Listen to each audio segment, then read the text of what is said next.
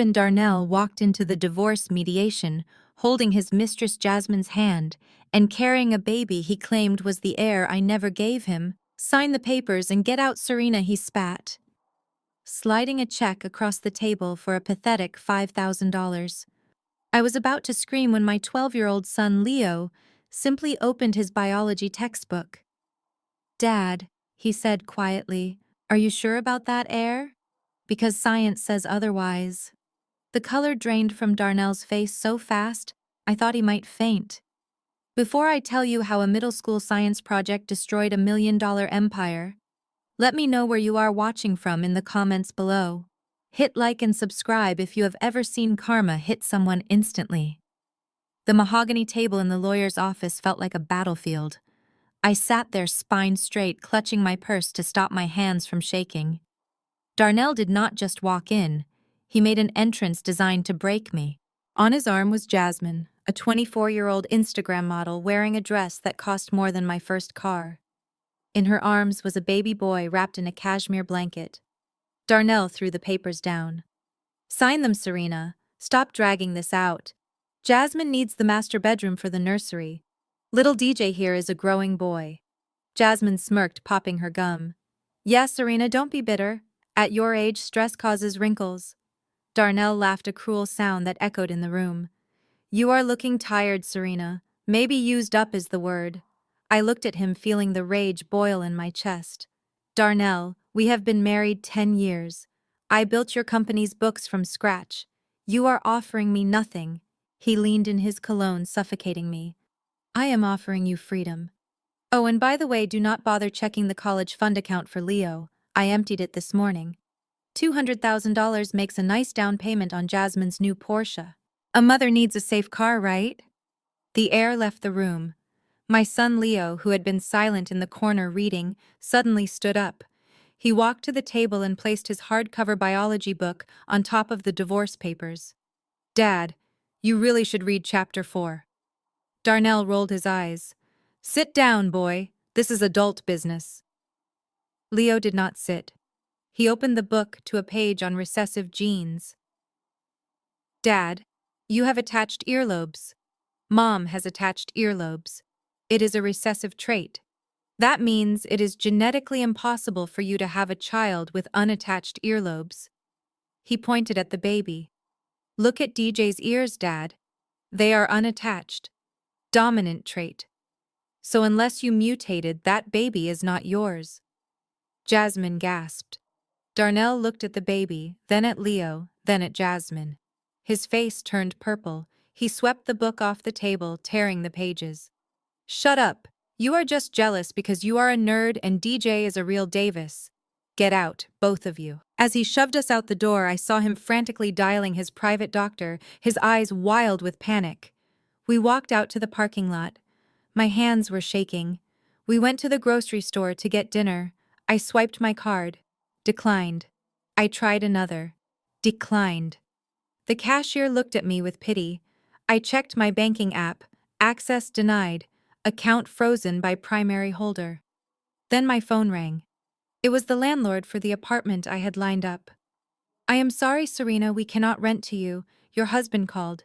He said you have no income and unstable mental health. We do not want trouble." I knew who was behind this. Not Darnell. He is not smart enough. It was his sister-in-law, Jessica. She was the one who pulled the strings in that toxic family. She wanted me crushed so I would not look at the company finances.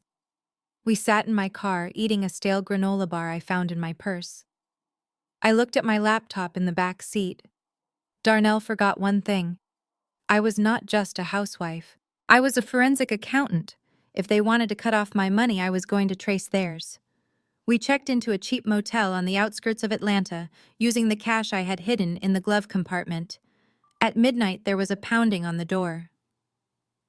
"Open up, police." My heart stopped. 2 officers and a woman from Child Protective Services stood there. "We received a call from a concerned relative, Mrs. Jessica Davis. She claims you are mentally unstable and holding your son in unsafe conditions.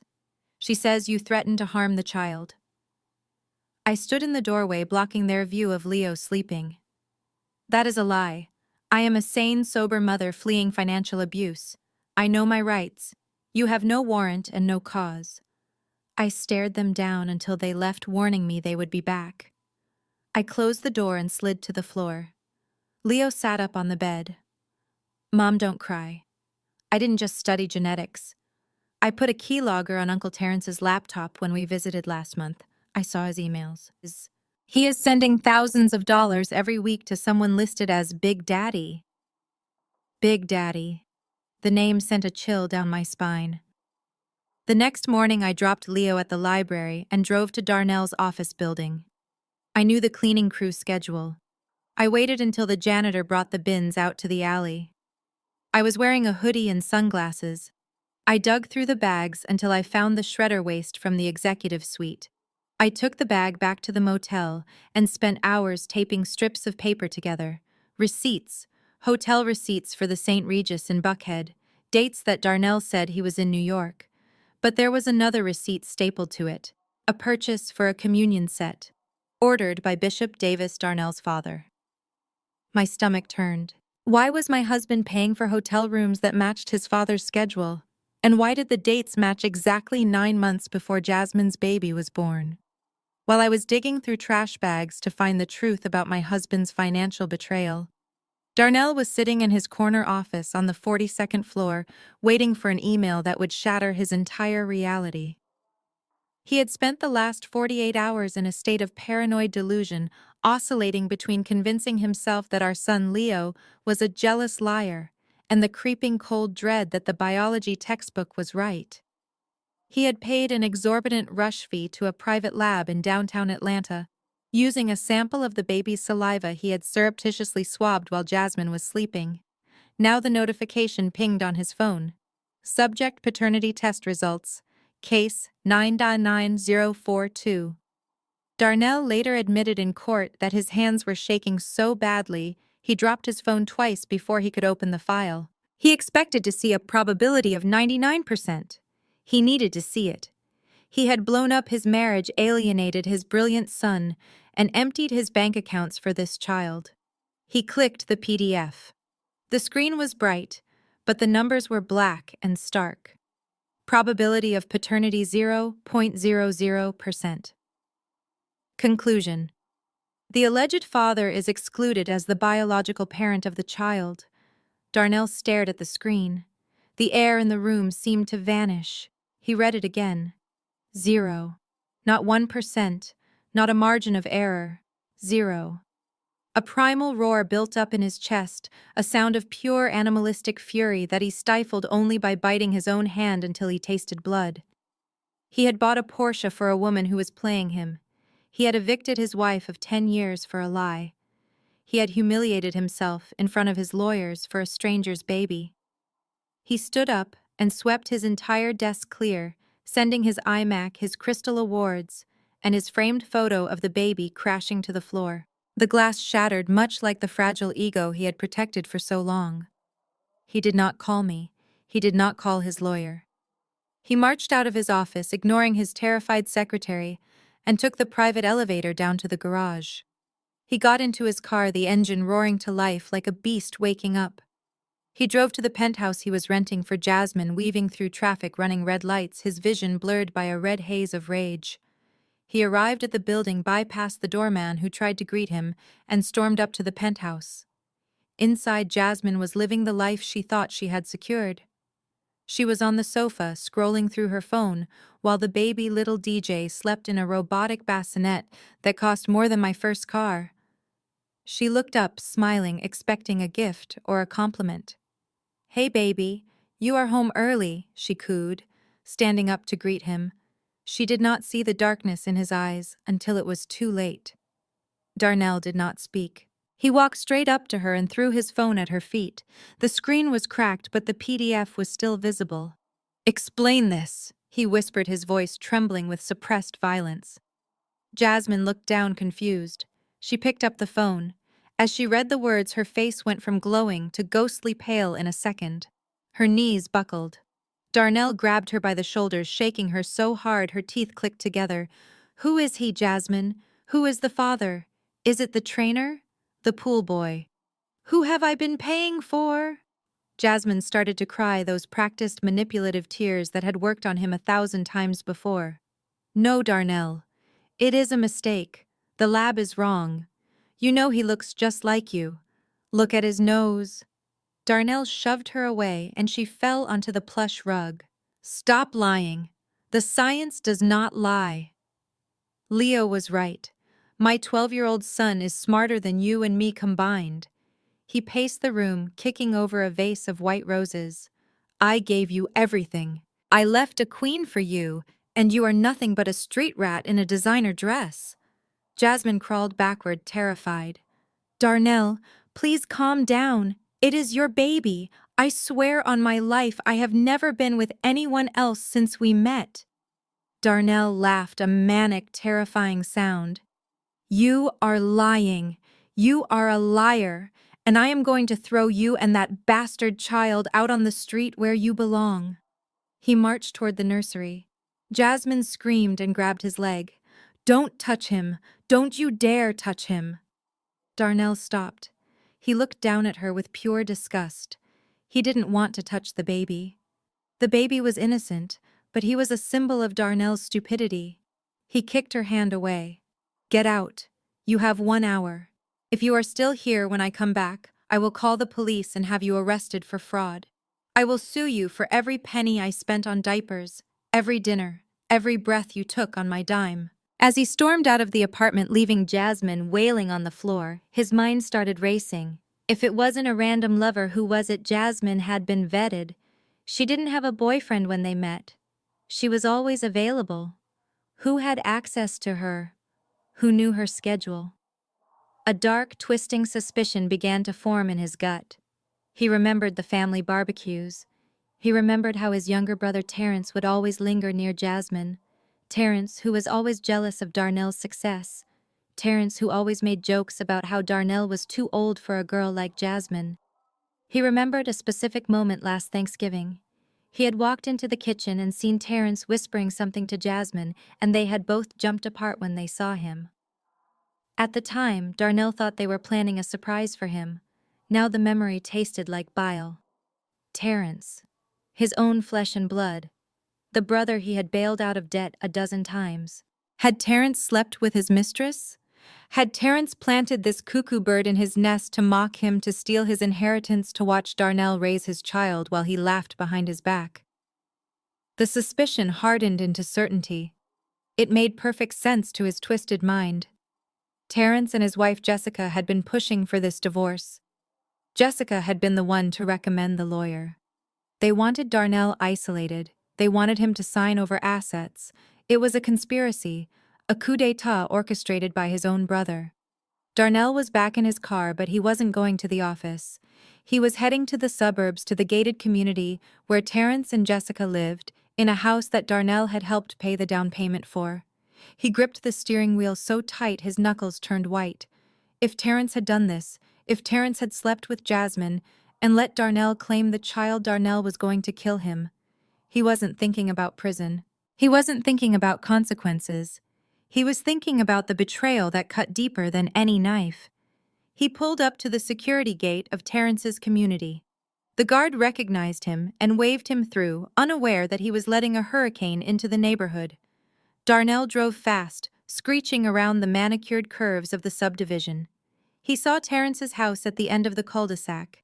It looked peaceful. The lights were on.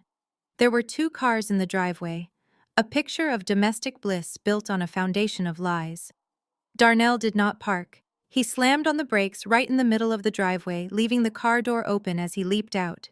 He didn't ring the doorbell.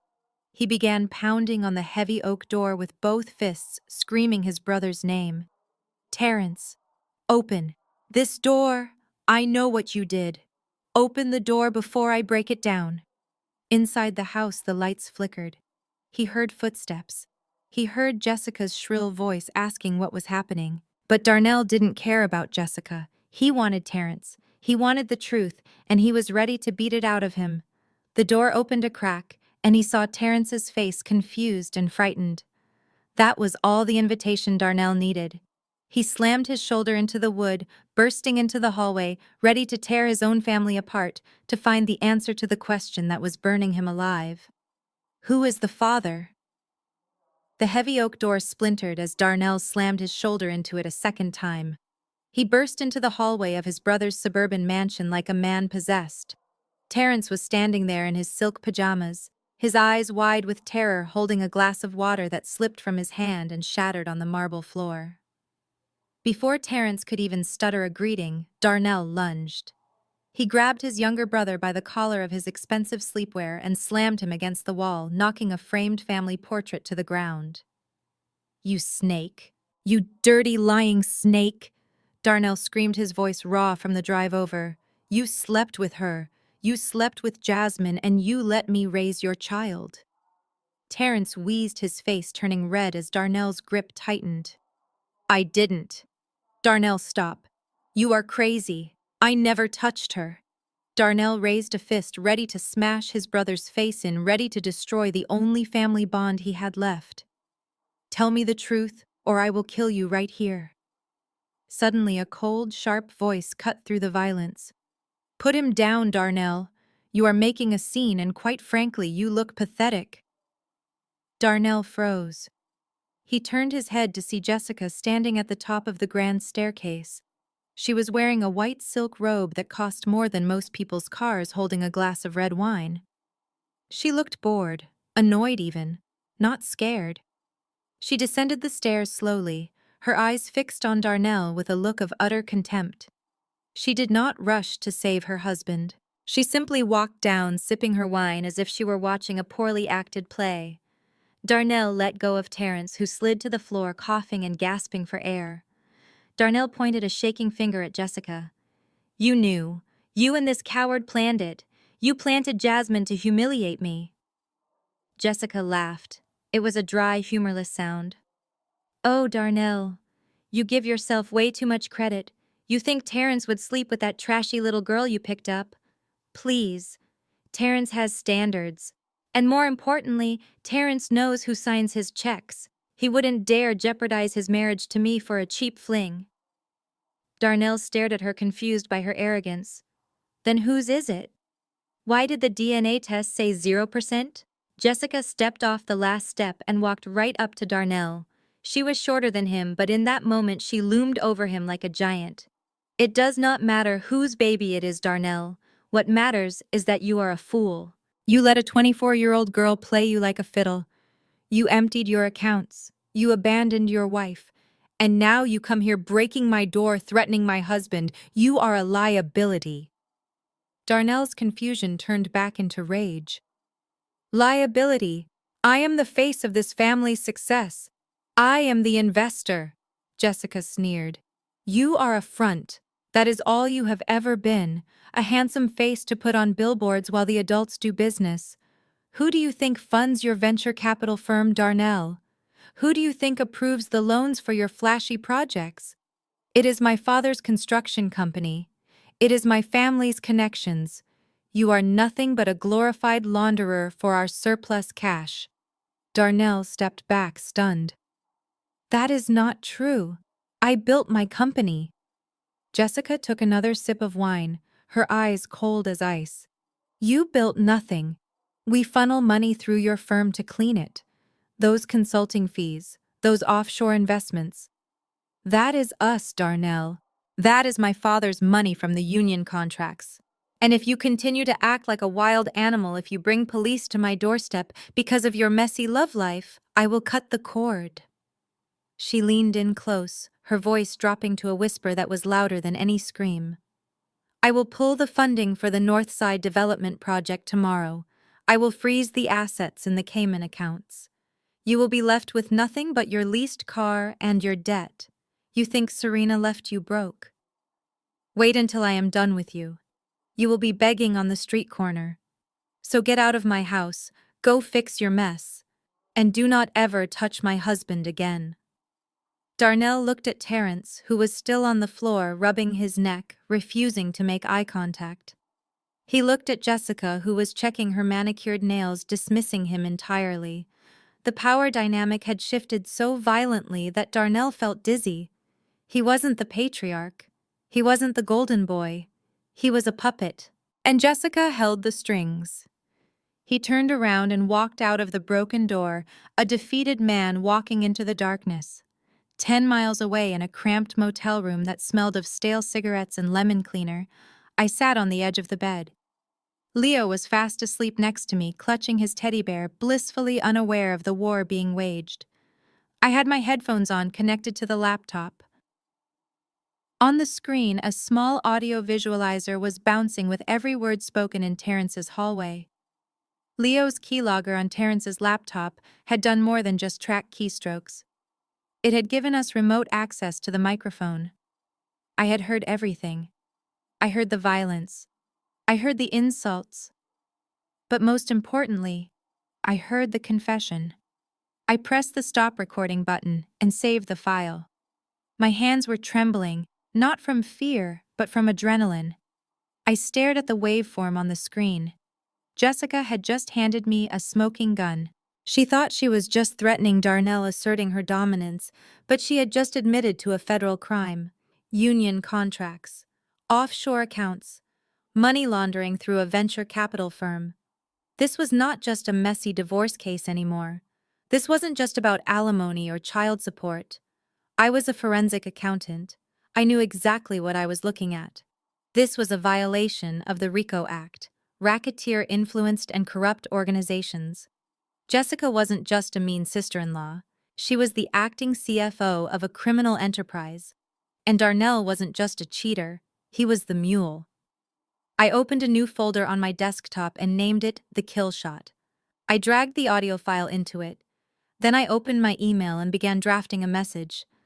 Not to my divorce lawyer, but to a contact I hadn't spoken to in 5 years. A woman named Agent Miller at the FBI's White-Collar Crimes Division. I looked over at Leo sleeping peacefully. They tried to take my son away. They tried to leave us homeless.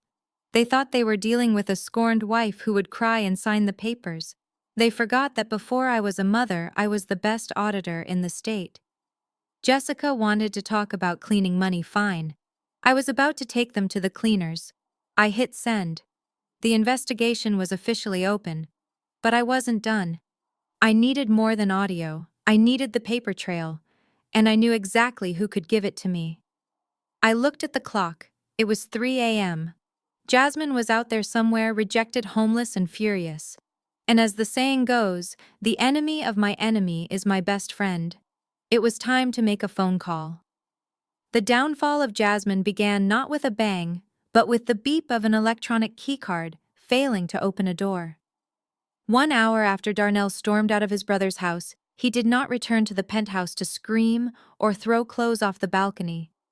He was done with theatrics. He simply made a phone call to the building management, a company owned by a subsidiary of his father-in-law's construction firm. He reported a trespassing incident. He reported that the lease, which was in a corporate name, was being violated by an unauthorized occupant. He authorized the immediate removal of all persons and property not listed on the deed. Darnell was a coward who could not face his own mistakes, so he sent men in uniforms to do his dirty work. Jasmine was in the nursery trying to rock little DJ to sleep. The baby was fussy, sensing the tension in the air, his small fists clenching and unclenching. Jasmine was trembling. She had been calling Darnell for 40 minutes straight to voicemail. She had sent texts ranging from apologies to threats of suicide to pictures of the baby. Nothing. The silence from Darnell was terrifying, but the silence from the front door was worse. When the heavy knock finally came, she ran to answer it, thinking it was him coming back to apologize. She threw the door open, a desperate smile plastered on her tear-stained face, ready to play the victim, ready to be forgiven. But it was not Darnell. It was 3 men. 2 were building security, large men with indifferent faces. The third was a uniformed police officer. "Ma'am," the officer said, his voice flat and professional. "We have received a complaint from the leaseholder. You are trespassing. You need to vacate the premises immediately." Jasmine laughed, a high-pitched, hysterical sound. "Trespassing? I live here. My boyfriend pays the rent. This is my apartment." The officer shook his head. The leaseholder is Davis Ventures, LLC. Mr. Darnell Davis has revoked your access. You have 10 minutes to gather essential items. If you resist, you will be arrested. 10 minutes. How do you pack a life built on lies? In 10 minutes. Jasmine ran to the bedroom. She grabbed her jewelry box, shoving diamond earrings and gold chains into her purse. She grabbed the baby's formula diapers and a handful of onesies. She tried to take the designer bags, the Birkins and the Chanels that Darnell had bought her to prove his love, but the security guard blocked her. Only essentials, ma'am. Property disputes are a civil matter. You can sue for the bags later. Right now you leave. They escorted her out like a criminal. She walked through the marble lobby, the same lobby she had strutted through like a queen just yesterday, carrying a crying baby and a duffel bag. The doorman, who she had never tipped because she thought she was above him, held the door open without making eye contact. The humid Atlanta night air hit her like a physical blow. She was on the sidewalk. The lights of the penthouse shone far above her, unreachable. She reached for her phone to call an Uber. She opened the app. Payment method declined. She tried again. Declined. She opened her banking app. Balance negative. Account frozen. Darnell hadn't just kicked her out. He had severed the financial artery that kept her alive. She stood on the corner of Peachtree Street, panic rising in her throat like bile. She had no cash. Darnell paid for everything. She had cut off her friends when she started dating Darnell because they were jealous of her upgrade. She had burned bridges with her family because they called her a homewrecker. She was alone. Truly, completely alone. She looked down at DJ. The baby was screaming now, hungry and cold. "Hush," she whispered, rocking him violently. "Hush, stop it. Don't you start on me too." She started walking. She didn't know where she was going. She just needed to get away from the building before someone she knew saw her. She walked for blocks, her heels blistering her feet. She found a bench near a bus stop and sat down shivering. She needed a plan. She needed money. She remembered the emergency credit card she kept hidden in the lining of her purse. It was an old card maxed out, but maybe she could buy a night at a motel. Then her phone buzzed. It wasn't Darnell. It was a number she didn't have saved, but she knew exactly who it was. The message was short. "Saw you leaving the tower. You looking for a new place to stay? Or you looking to pay what you owe Vinny?" Jasmine felt the blood drain from her face. Vinny. The reason she had targeted Darnell in the first place. Before the penthouse, before the baby, there was the gambling. Jasmine had a problem. She loved the high of the slot machines, the rush of the poker table in the back rooms of shady clubs in Decatur. She had racked up $50,000 in debt before she met Darnell. Vinny was the loan shark who held her paper. He had given her a grace period because she told him she had snagged a whale. She told him Darnell Davis, the venture capitalist, was going to pay off everything. Vinny had been patient. He had watched her move into the penthouse. He assumed the payday was coming. But Vinny had eyes everywhere. He knew she was on the street before she even knew where she was sleeping. If Vinny found her tonight with no protection and no money, she was dead, or worse. Darnell was just a man with a bruised ego. Vinny was a monster who broke fingers for interest payments. She needed to hide. She needed a place where Vinny wouldn't look. She couldn't go to her mother's house. Vinny knew that address. She couldn't go to a shelter. It was too public. She clutched her phone, scrolling through her contacts, desperate for a lifeline. And then her thumb hovered over a name she hadn't deleted. Serena Williams Davis. The wife, the enemy, the woman she had mocked to her face just this morning, the woman she had called old and used up.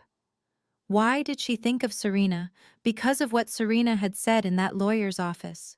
When Darnell was screaming and throwing papers, Serena hadn't flinched.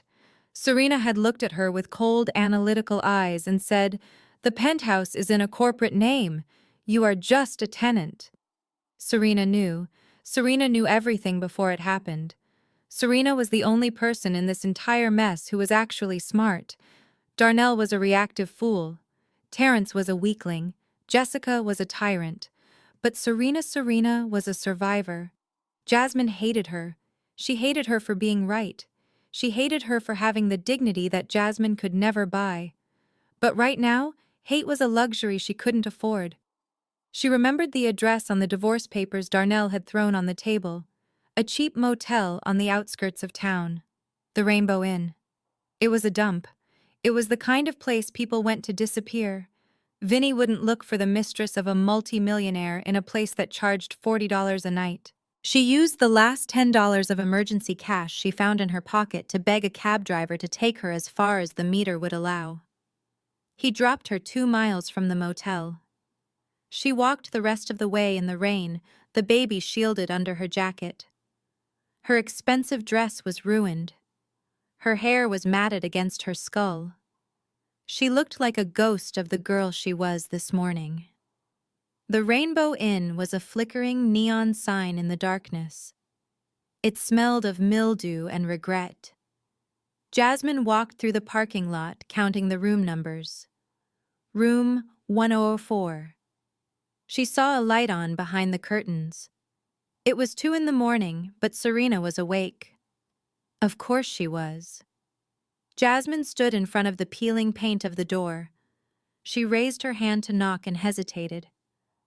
What if Serena laughed in her face? What if Serena called the police? What if Serena beat her? She deserved it. She knew she deserved it. But then DJ whimpered against her chest. He was innocent. He didn't ask to be born into this mess of lies and greed. Jasmine swallowed her pride. It tasted like ash. She knocked.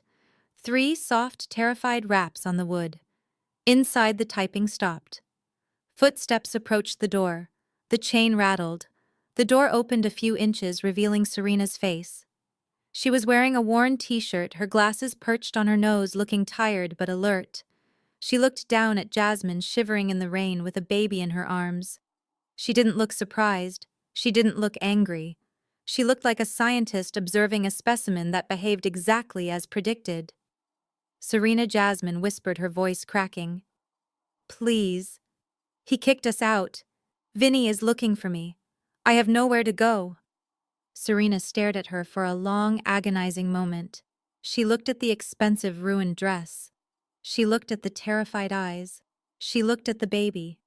Jasmine braced herself for the door to slam. Instead, Serena undid the chain. You are wet, Serena said calmly, stepping back to let them in. And you are loud. If you wake up my son, you are sleeping in the bathtub. Jasmine stumbled into the room. It was small, cramped, and smelled of lemon cleaner, but it was dry. Leo was asleep on one of the double beds. The other bed was covered in papers, laptops, and hard drives. It looked like a command center. Jasmine realized with a jolt that while she had been crying on the street, Serena had been planning a war. Serena locked the door and pointed to a chair. Sit, dry the baby. Then tell me everything you know about Terrence, Jessica, and the money. And do not lie to me, Jasmine. I have already had a long night, and my patience for liars expired 10 years ago. Jasmine sat down, her legs shaking. She looked at the woman she had tried to replace.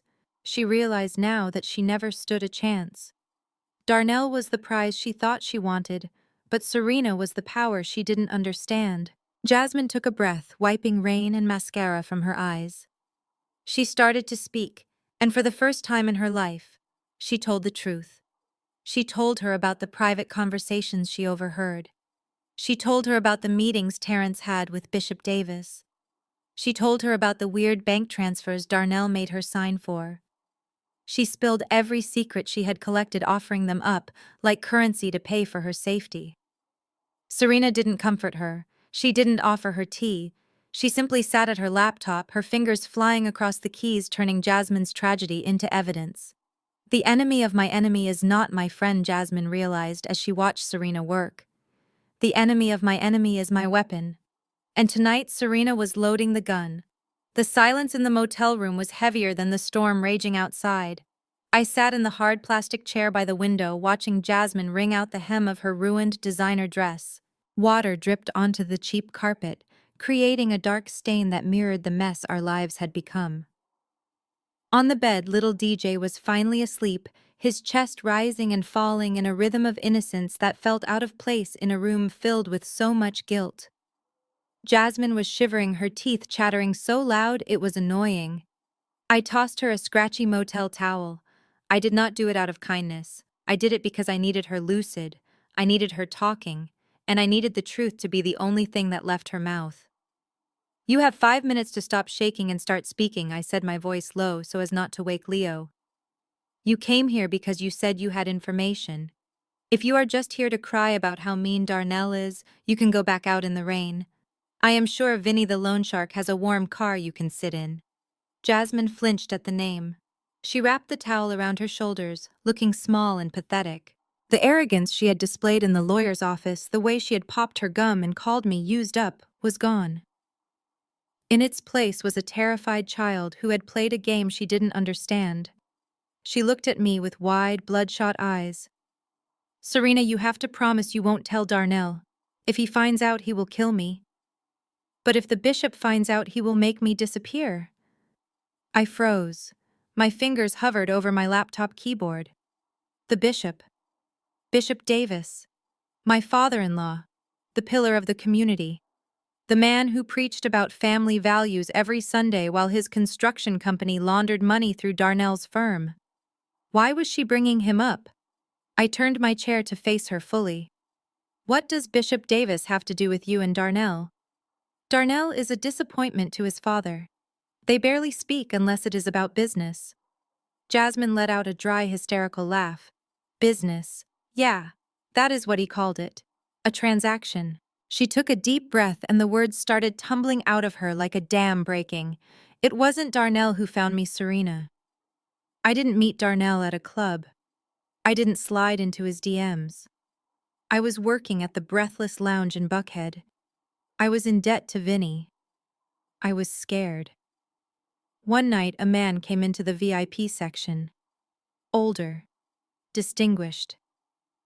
He tipped me $1,000 just to listen to him talk. He told me he needed a favor. He told me he needed a vessel. A vessel, I asked the accountant in me, trying to categorize this asset. Yes. He said his wife, Mother Davis, was too old. She was barren. But a man of his stature, a man building a legacy, he needed a son. A fresh start. An heir who had his blood, his fire. He couldn't have a scandal. He couldn't be seen with a mistress. He needed a proxy. He needed someone stupid enough to take the fall, someone desperate enough for validation that they would believe anything. I felt a cold knot form in my stomach. The hotel receipts. The dates. The coordination. It was all falling into place, a picture so grotesque I wanted to look away but I couldn't. He picked Darnell. Jasmine whispered. He told me exactly when to approach Darnell. He gave me Darnell's schedule. He told me what perfume to wear. He funded the apartment, the clothes, the car. It all came from shell companies, but the orders came from him. Darnell thought he was seducing me. He thought he was the big man on campus. But every time I was with Darnell, I was just following a script. And the nights Darnell was out of town on business, the nights you thought he was with me? He was alone in a hotel room waiting for orders. I was with the bishop. The room seemed to spin. I looked at the baby sleeping on the bed. I looked at his nose, the set of his jaw. I had been looking for Darnell in his features. But now with the truth laid bare, I saw the grandfather. I saw the bishop's arrogance stamped on that tiny face. So let me get this straight, I said, my voice trembling with a mixture of horror and fury. You are telling me that Darnell emptied our bank accounts, destroyed our marriage, and humiliated his son Leo to raise a child that belongs to his own father. Darnell is not just a cheater, he is the cover-up for his father's infidelity. Jasmine nodded, tears streaming down her face again. Darnell doesn't know. He truly believes he is the father. The bishop told me that if I ever told Darnell the truth, he would cut off the money and let Vinny handle me. The bishop needed Darnell to be the legal father, so the baby would be in the family line. He planned to adopt the baby later, or leave everything to Darnell in a trust that only the baby could access. It was all a long game, Serena. Darnell was just the middleman. I stood up and walked to the window, staring out at the rain-slicked pavement. I thought about Darnell. I thought about his desperate need for approval. All his life he wanted his father to look at him with pride. He wanted to be the heir. And his father had used that desperation to turn him into a cuckold. It was the ultimate betrayal, a biblical level of cruelty. Abraham didn't sacrifice Isaac. He used Isaac to hide his own sins. This changes everything, I muttered. This isn't just a divorce case anymore. This is a Greek tragedy. Jasmine looked up at me, hope flickering in her eyes. Can you help me? I gave you the truth. Can you stop Vinny? Can you get me somewhere safe? I looked at her. I didn't feel pity. I felt the cold, hard click of a padlock snapping shut. Jasmine was no longer a person to me. She was a witness. She was a piece of evidence. She was the weapon I would use to decapitate the entire Davis empire. I walked back to the laptop and opened a new file. I typed in the header, Operation Genesis. I looked at Jasmine. You want to live? You want to keep that baby safe? Then you are going to do exactly what I say. You are going to write down every date, every location, every payment. You are going to give me the text messages from the bishop. And then you are going to get in the car with me. We aren't running from Vinny anymore. We are going to the FBI. Because you just handed me the one thing that can bring down a bishop hypocrisy. But first I need one more thing. I need you to confirm something for me. I need you to look at that baby and tell me his name again. It's DJ, she whispered. Darnell Jr. No, I corrected her. A dark smile touching my lips for the first time that night. That is not Darnell Jr. That is Darnell's brother.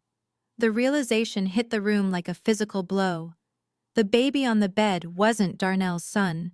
He was Darnell's half-brother, Leo's uncle. The family tree wasn't just a branch. It was a twisted, rotting circle.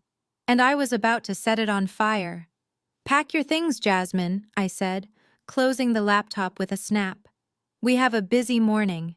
I need to introduce the bishop to his newest congregation member, the Federal Bureau of Investigation, and Darnell is about to find out that being Daddy's favorite boy comes with a price tag he can't afford. As Jasmine scrambled to pack the few items she had, I looked at Leo sleeping soundly. He had started this with a biology book. He had proven that genes don't lie. But he didn't know the half of it. The recessive gene wasn't the problem. The dominant gene was pure evil. And I was going to make sure the world saw it under a microscope. The storm outside was loud, but it was nothing compared to the storm I was bringing to Sunday service. The negotiation was over. The war had just begun. While Jasmine sat in the corner of the motel room, trying to process the fact that she had been sleeping with a proxy for an elderly clergyman, my 12-year-old son Leo was busy dismantling the entire financial infrastructure of the Davis family. Most kids his age were worried about Fortnite skins or math homework. Leo was currently running a brute force decryption script on a laptop that was older than he was. The room was quiet, except for the hum of the cooling fan and the rhythmic clacking of Leo's fingers against the keyboard. I watched him from the edge of the bed. He looked so small in his oversized pajamas, his glasses sliding down his nose, but there was a focus in his eyes that reminded me of myself before the marriage beat the ambition out of me. Mom, Leo said, without looking up. Uncle Terrence is an idiot. I walked over and looked at the screen. What do you mean? He uses the same password for his cloud drive that he uses for his Netflix account, and he didn't even enable two-factor authentication. I am in. My heart hammered against my ribs. Accessing the drive was one thing. Understanding what was inside was another. Leo clicked on a folder labeled Northside Project. It was supposed to be the construction development that Darnell was investing in. It was the pride and joy of the family, the reason Darnell was always asking me to sign off on loan extensions. Leo opened the main spreadsheet. I leaned in, my forensic accountant eyes scanning the columns. It took me less than 30 seconds to realize that the North Side project did not exist. There were no permits. There were no contractor invoices. There were no material purchases. There were only outgoing transfers, hundreds of thousands of dollars moving from Darnell's venture capital firm into a shell company called J Squared Holdings. J Squared, I whispered. Jessica and who? Leo clicked another folder. This one was labeled Sources. This was where the money was coming from.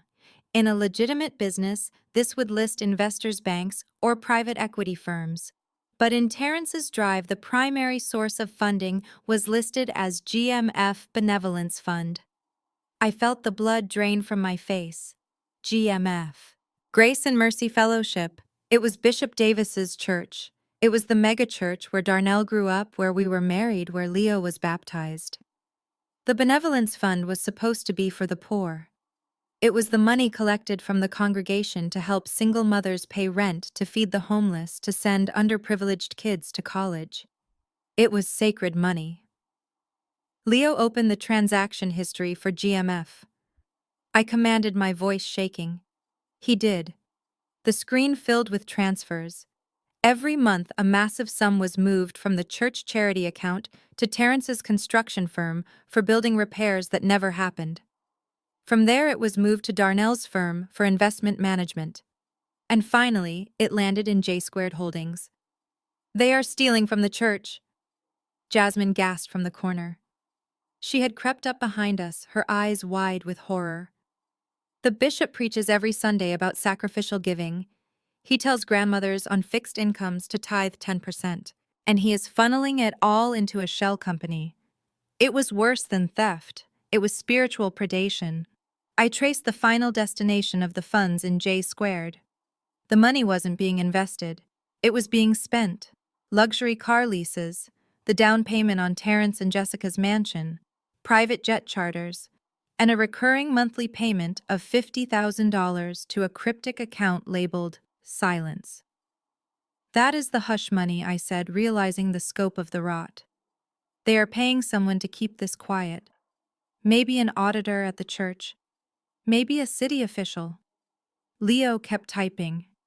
Mom, look at the metadata on these files. The author isn't Terrence. The user profile that created these spreadsheets is named Lady Boss 88. Jessica. I spat the name out like a curse word. Of course. Terrence is too stupid to organize a Ponzi scheme this complex. He is just the bagman.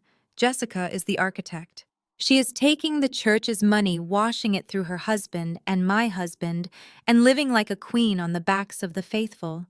This was the smoking gun. This was the nuclear option.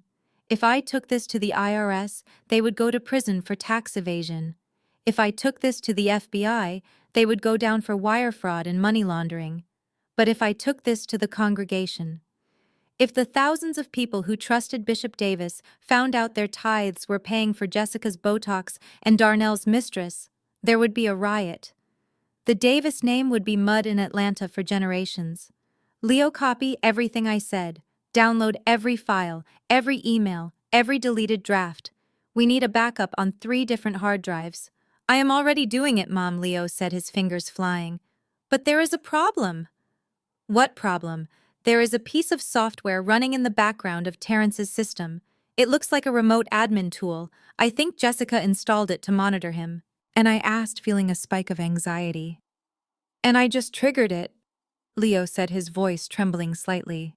When I accessed the hidden partition for the silence payments, the system sent a ping to the admin. My stomach dropped. You mean they know we are in? Leo nodded. The screen suddenly flashed red. A dialog box popped up. Unauthorized access detected. IP address traced. Pull the plug, I yelled. Leo yanked the Ethernet cable out of the laptop. The screen froze, then went black. The room fell silent. We stood there in the dim light, breathing hard. We had the data. The download bar had reached 100% just seconds before the alert. We had the weapon, but now the enemy knew we had it. We need to leave, Jasmine said, grabbing her bag. If they trace the IP, they know we are at the Rainbow Inn. I shook my head. No, this isn't a movie. Tracing an IP to a physical room takes time and a court order unless they have friends at the ISP. But we definitely need to be ready to move. Leo, pack the drives. Jasmine, get the baby ready. I'm going to call Agent Miller now. We cannot sit on this. But while we were scrambling in the motel room across town, the notification had indeed landed on a screen. But it wasn't a police computer. It was a tablet sitting on a marble countertop in Jessica's kitchen. Jessica was awake, drinking her third glass of wine, seething from the confrontation with Darnell. When the alert chimed, she picked up the tablet. She saw the breach. She saw exactly which files were accessed. She saw the location tag, Rainbow Inn Room 104. She didn't need a court order. She owned the company that provided the internet service to half the cheap motels in the city. It was another arm of their laundering operation. She didn't wake up Terrence. She didn't call Darnell. She looked at the screen with cold reptilian eyes. She dialed a number that was not stored in her contacts. It was a number for a man named Kincaid. Kincaid was not a lawyer. He was not an accountant. Kincaid was a problem solver who used brass knuckles instead of subpoenas. "Hello," a gravelly voice answered. "It is Jessica," she said, her voice smooth and deadly. "I have a pest problem. A woman and a kid in a motel on the south side. They have something that belongs to me." "You want me to retrieve it?" Kincaid asked. "I want you to destroy it," Jessica replied. "And Kincaid. The kid is the one with the computer skills. Break his fingers, make sure he never types again."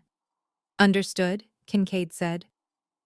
Jessica hung up and took a sip of wine. She looked at the family portrait on the wall. She had worked too hard to build this empire. She had tolerated Terrence's stupidity and Darnell's ego for too long. She wasn't going to let a housewife and a 12-year-old boy bring it all down. Back in the motel room, a sudden chill went through me. I told Leo to put on his shoes. I had a feeling that the digital war was over, and the physical one was about to begin.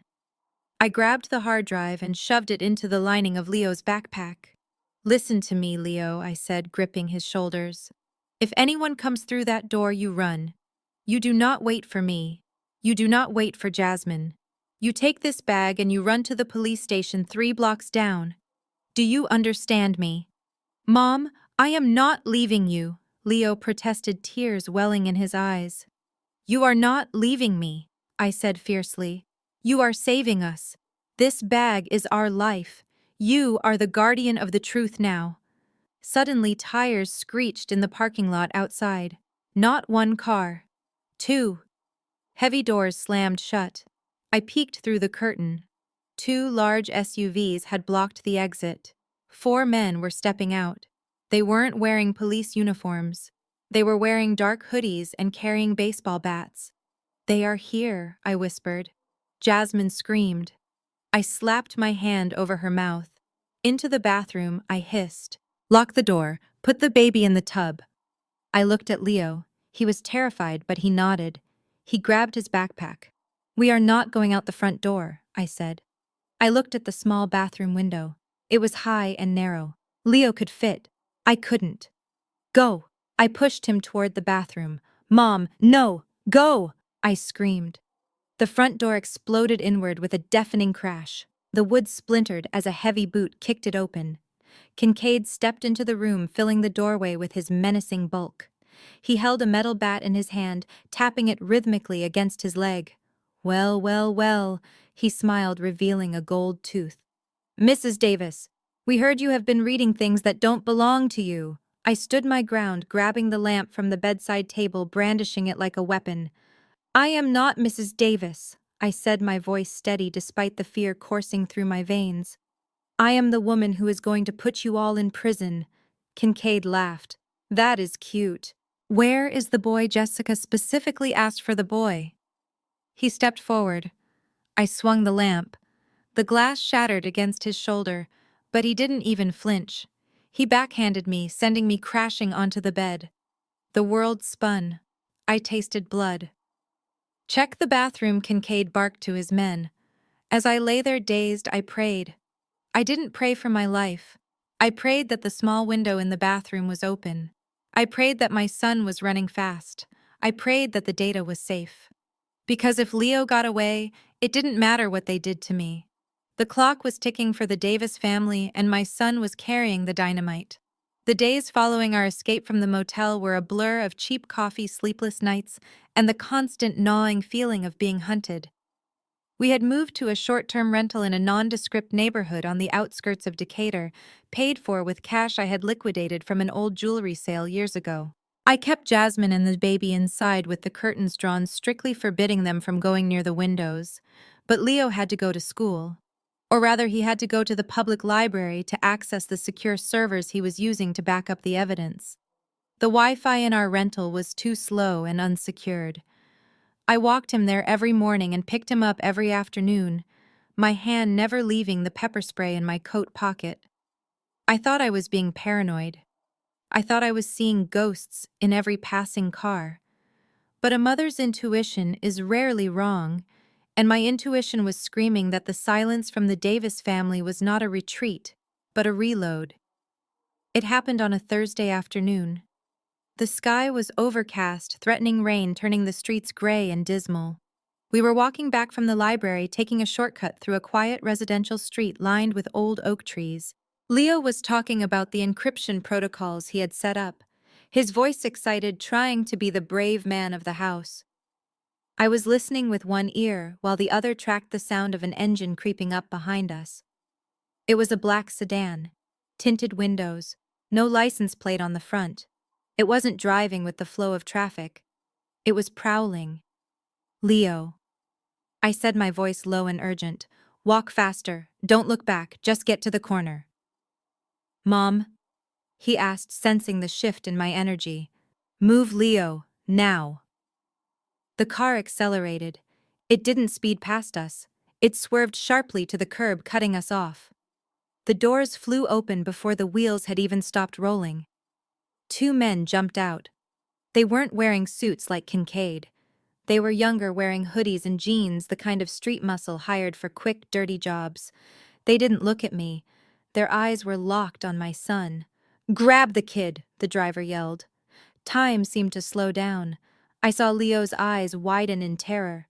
I saw the man reaching for him, his hands grabbing the straps of Leo's backpack. I saw my son stumble, his knees hitting the pavement. And then something inside me snapped. It was a primal switch that flipped, bypassing all logic, all fear, and all civilization. They were touching my child. I didn't scream for help.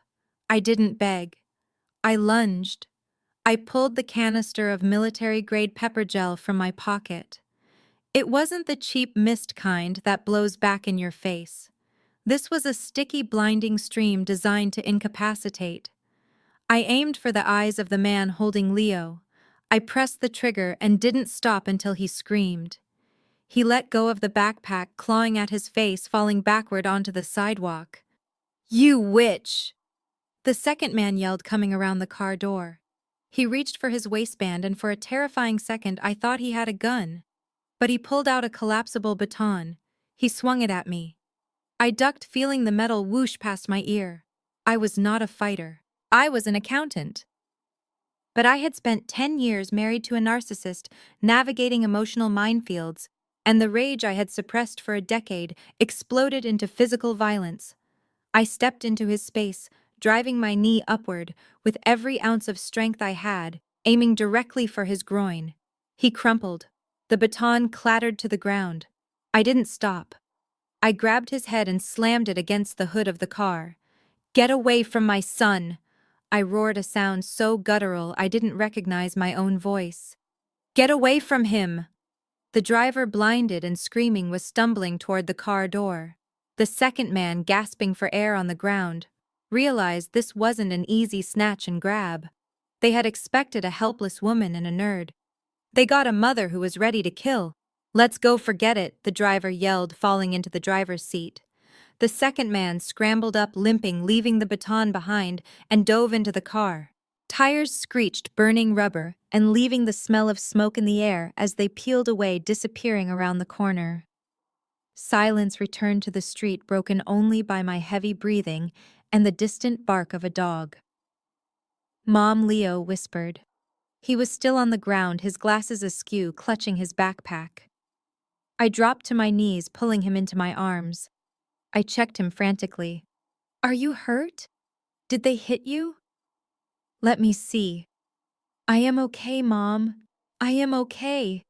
You were awesome. I held him tight, burying my face in his neck, smelling the library books and the sweat of fear. My hands were shaking now, the adrenaline dumping out of my system. I wanted to cry. I wanted to vomit. But then I saw it. Lying on the pavement near where the second man had fallen was a smartphone. It must have slipped out of his hoodie pocket when I need him. I let go of Leo and picked it up. The screen was cracked, but it was still active. It hadn't locked yet. There was a text message thread open on the screen. I looked at the contact name. It wasn't a name, it was just a letter T. I read the last message sent 5 minutes ago. Target is walking on Elm. Grab the backpack first. The kid is the priority. Jessica says break his hands if you have to. Just get the drive. T replied. Make it look like a robbery. Don't mention us. I stared at the screen. T. Terrence, my brother-in-law. The uncle who had bought Leo ice cream, who had taught him how to throw a baseball, had just ordered 2 thugs to break my son's hands. The world tilted on its axis. Up until this moment, this had been a legal battle. It had been about money, about divorce, about proving paternity. I wanted to win. I wanted my settlement. I wanted them to be embarrassed. But this was an act of war. They had crossed the line from white-collar criminals to violent predators. They were willing to maim a 12-year-old boy to protect their stolen millions. I looked down at Leo. He was watching me, and he saw the change in my eyes. He saw the tears dry up. He saw the fear evaporate, replaced by a cold, hard resolve that was terrifying in its intensity. "Mom?" he asked, his voice small. "Get in the house, Leo," I said, my voice deadly calm. "Lock the door. Do not open it for anyone but me." "Where are you going?" "I am going to make a phone call." I walked him to the porch of our rental, waited until I heard the deadbolt slide home, and then walked back to the street. I held the thug's phone in one hand and my own in the other. I didn't call the local police. The local police were useless. Terrence probably had half of them on his payroll, or at least Jessica did. I scrolled through my contacts until I found a number I hadn't used since college. Agent Miller. Sarah. We had been roommates at Howard University. She went into law enforcement. I went into corporate finance. She had spent the last decade chasing cartels and syndicates. I used to think her life was dangerous. Now I realized mine was the one on the firing line. I dialed. It rang once. Twice. Miller, a crisp, professional voice, answered. "Sarah, it is. Serena Williams Davis." There was a pause. "Serena, I haven't heard from you in years. Is everything okay? I saw your husband on the news for that charity gala last week." "He is not my husband anymore," I said, staring at the blood on my knuckles. "And that charity is a front for a money laundering operation that funnels church tithes into offshore accounts." Silence on the other end. Then the tone shifted. Sarah, the roommate, was gone. Agent Miller was present. "Keep talking, Serena. I have the files, Sarah. I have the ledgers. I have the wire transfers. I have a witness who was the bagman's mistress. And I have a phone in my hand belonging to a mercenary hired by my brother-in-law who just tried to assault my son 5 minutes ago. You are safe." "No," I said, watching the gray clouds swirl above. "I am not safe, and neither are they. I am done playing defense, Sarah. I don't just want to report a crime. I want to burn their entire kingdom to the ground. I want RICO charges. I want asset forfeiture. I want them in federal prison where daddy's money can't buy them air conditioning." "Can you get to the federal building on Spring Street?" Miller asked. "I will be there in 20 minutes. Bring a team, Sarah, and bring handcuffs. I am bringing you the biggest case of your career." I hung up. I looked at the cracked phone in my hand one last time, reading the text about breaking my son's hands. I squeezed the device until the glass crunched further under my thumb. They wanted a fight. They wanted to use force. They thought because I was a woman, because I was a mother, because I was the quiet one who balanced the books that I would crumble. They forgot one thing. You can steal a woman's money. You can cheat on her. You can lie to her. But you never ever hunt her children. I turned back toward the house to get my family. The mourning period for my marriage was officially over. The execution was about to begin. The rain had finally stopped, leaving the streets of Decatur glistening under the harsh orange glow of the streetlights. Inside our cramped rental house, the air was thick with the smell of cheap coffee and high-stakes anxiety. I was sitting at the kitchen table reviewing the encrypted files Leo had pulled from Terrence's server when a car pulled into the driveway. It wasn't the aggressive screech of hired thugs this time. It was a slow, hesitant approach. I checked the security camera feed on my laptop. It was a leased Mercedes, but it looked like it had been lived in for days. The driver's side door opened and out stepped Darnell Davis. He didn't look like the master of the universe who had thrown divorce papers at me a week ago. He looked like a man whose soul had been repossessed. His designer suit was wrinkled and stained. His tie was loose. He hadn't shaved in 3 days. He walked up the path to the front door, not with a stride, but with a shuffle. I watched him on the screen, feeling a cold reptilian calm wash over me. I told Leo to stay in his room and lock the door. I told Jasmine to stay in the bathroom and not to make a sound. Then I opened the front door just as he raised his hand to knock. Darnell froze, his fist hovering in the air. He looked at me, and his eyes immediately welled up with tears. Serena. He choked out, his voice cracking. Oh God, Serena. I am so sorry. I stood in the doorway blocking his entry. You look terrible, Darnell. Did the penthouse run out of hot water?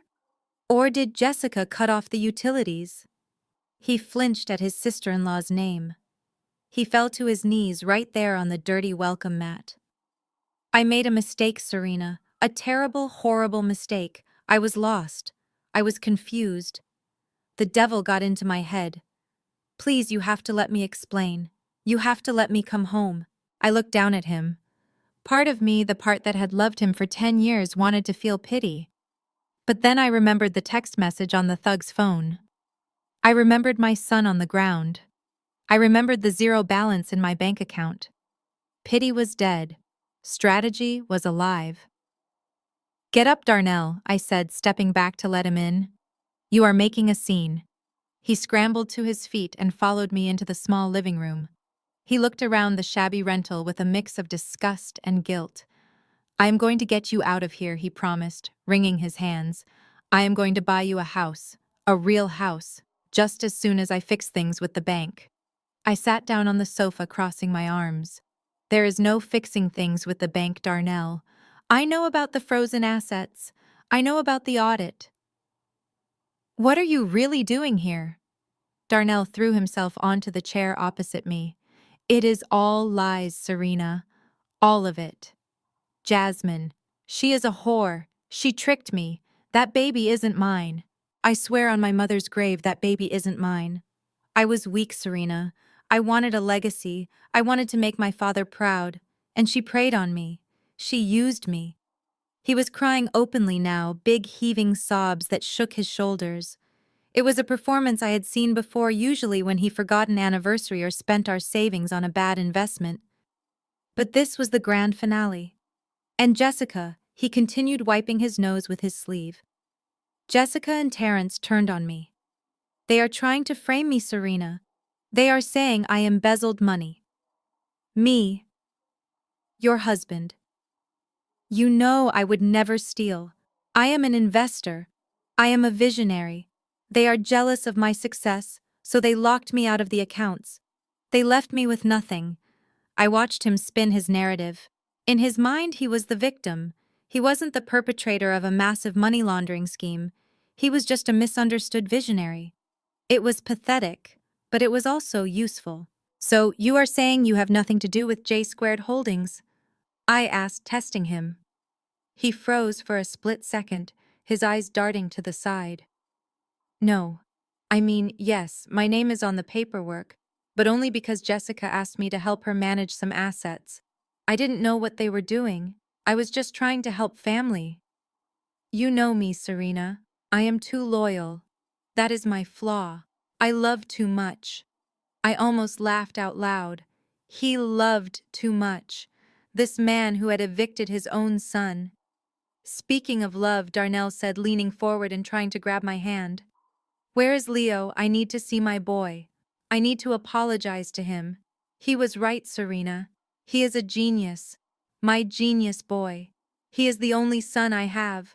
That thing Jasmine is carrying? It is an abomination. Leo is my legacy. I want to make it up to him. I want to take him to Disney World.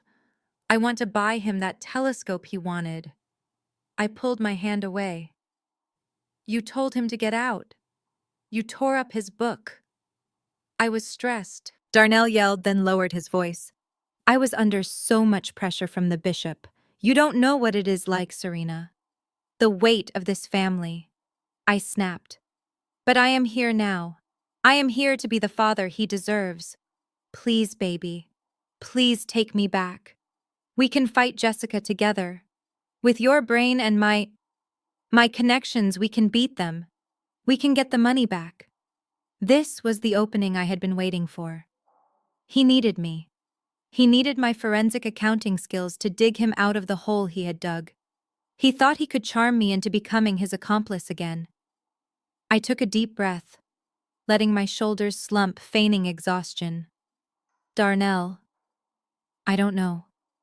You hurt us bad. I know, he pleaded. I will spend the rest of my life making it up to you. Just give me a chance. I looked at him, letting a soft, sad expression settle on my face. The Serena face he was used to. The face of the supportive wife. If we do this, Darnell, if I even consider letting you back into our lives, things have to be different. I can't go back to being in the dark. I need security. Leo needs security. Anything, Darnell said. Name it. I reached into my bag and pulled out a document I had drafted an hour ago with Agent Miller on the phone. It was titled Post-Nuptial Asset and Liability Agreement. I need you to sign this, I said, sliding it across the table. Darnell looked at it, squinting. What is it? It is a promise, Darnell. It says that we are a team again. But it also says that if you ever cheat on me again, or if you ever hide money from me again, I get full custody of Leo and full control of the marital assets. It also says that in order for me to help you fix the mess with Jessica, you are granting me full power of attorney over all entities listed under your name, including J Squared and the venture capital firm. Darnell hesitated. Power of attorney. That seems extreme, baby. I stood up, grabbing the paper. Fine, then go back to your car. Go ask Jessica for help. Oh, wait, she threatened to ruin you. Go ask Jasmine. Oh, wait, you kicked her out. You are alone, Darnell. You have federal agents circling your accounts. You have a brother who hates you, and you have zero cash. I am the only person in the world who knows how to read those ledgers and prove you were framed. But I won't lift a finger unless I know you are committed to this marriage. It was a bluff wrapped in a truth. I could prove he was framed, or I could prove he was the ringleader. He had to decide which version of the truth he wanted me to sell. Darnell looked at the door, then at me. He saw the life raft. He didn't see the anchor attached to it. Give me the pen, he whispered. I handed him a pen. He didn't even read the fine print. He didn't read Clause 4, Section B, which stated that the undersigned acknowledges full knowledge and sole responsibility for all financial transactions conducted under the listed entities prior to this date. He didn't read the part where he accepted liability for all outstanding debts and tax obligations. He just saw a way back into a warm bed and a way out of Jessica's crosshairs. He signed his name with a flourish. Darnell Davis. There, he said, looking up with a hopeful smile. It is done. We are partners again. Can I see Leo now? I took the paper and blew on the ink to dry it. I folded it neatly and placed it back in my bag. The click of the bag closing sounded like a gavel banging in a courtroom. "No, Darnell, you can't see Leo." His smile faltered. "What?" "But I signed the paper. You said we were a team." I stood up and walked to the door, opening it wide. The night air rushed in cold and cleansing. "I said I needed security, Darnell. And you just gave it to me." "This document isn't a marriage contract. It is a confession. You just admitted to being the sole operator of J Squared Holdings. You just accepted liability for the $6 million stolen from the church. And since you just gave me power of attorney, I am going to use it to hand over every single hard drive, email, and bank statement to the FBI first thing in the morning." Darnell stood up, his face turning from confusion to horror. "Serena, what are you talking about? You are joking." "I am not joking. You wanted to be the man of the house. Congratulations. You are now the man who is going to take the fall for the whole family. Jessica might be the architect, but you just signed a paper saying you built the house." He lunged for the bag. "Give me that back, you tricked me." I stepped back, raising my hand. "I wouldn't do that. I have a live stream running to the cloud right now. And I have a friend named Agent Miller who is tracking my location. If you touch me, your bail hearing goes from difficult to impossible." Darnell stopped, panting, his eyes wild. "You can't do this. I am your husband. I am Leo's father. You are a donor, Darnell. That is all you ever were. You donated DNA to make my son, and now you have donated the evidence to save his future." I pointed outside. "Get out!" Darnell looked at me, and for the first time he really saw me. He didn't see the quiet accountant. He didn't see the dutiful wife. He saw the executioner. He slumped, his body shrinking as the reality of his situation crashed down on him. He had no money. He had no family. And he had just signed his own arrest warrant. He walked out into the dark. He didn't look back. He got into his car and sat there for a long time before starting the engine. I closed the door and locked it. I leaned against the wood, letting out a long breath. It was done. The trap was sprung. But the war wasn't over. We still had the final battle. The courtroom. I called out to the back of the house, "You can come out now!" Leo and Jasmine emerged. Jasmine looked terrified, but Leo looked proud. "Did he sign it?" Leo asked. I patted my bag. "He signed it." "Then we are ready for tomorrow?" Leo asked. I smiled, a cold, sharp smile that felt like armor. "We are ready. Tomorrow isn't just a court date, Leo. It is a coronation. Go get some sleep. We have a bishop to dethrone." I looked at the calendar on the wall. Tomorrow was the preliminary hearing for the fraud case I had filed. Jessica would be there with her high-priced lawyers. The bishop would be there in the gallery praying for a miracle. They thought they were walking into a negotiation. They didn't know they were walking into a slaughter. I picked up my phone and sent one last text to Agent Miller. Text: "The asset is secured. The confession is signed. See you in court." I turned off the lights. For the first time in weeks, I wasn't afraid of the dark. The dark was where I did my best work. And tomorrow I was going to turn on the lights so bright that the Davis family would have nowhere left to hide. Hiding behind money, hiding behind religion, hiding behind marriage. It was all over.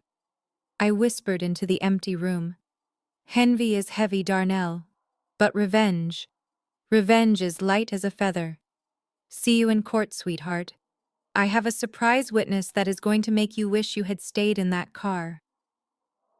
The Fulton County Superior Courtroom was packed to capacity, just as Jessica had intended. She had pulled strings, leaked tips to the press, and ensured that the gallery was filled with the who is who of Atlanta society. She wanted this to be a public execution. She wanted to strip me of my dignity in front of the very people I used to sit next to at charity galas. She wore a white suit, crisp and tailored, designed to make her look like an angel of justice. She sat next to Terrence, who was sweating through his shirt, and Darnell, who looked surprisingly relaxed. Darnell caught my eye across the aisle and gave me a subtle, almost imperceptible nod. He actually believed it. He believed the lie I had fed him last night. He thought that the document he signed, the one giving me power of attorney, and admitting to his role in the shell companies was a shield I was going to use to protect him. He thought we were partners again, secretly working together to blindside the judge with a plea for leniency or a settlement that would cut Jessica out. The level of his delusion was almost impressive. He sat there adjusting his tie, thinking he was the smartest man in the room, unaware that he was sitting on a trapdoor and I was holding the lever.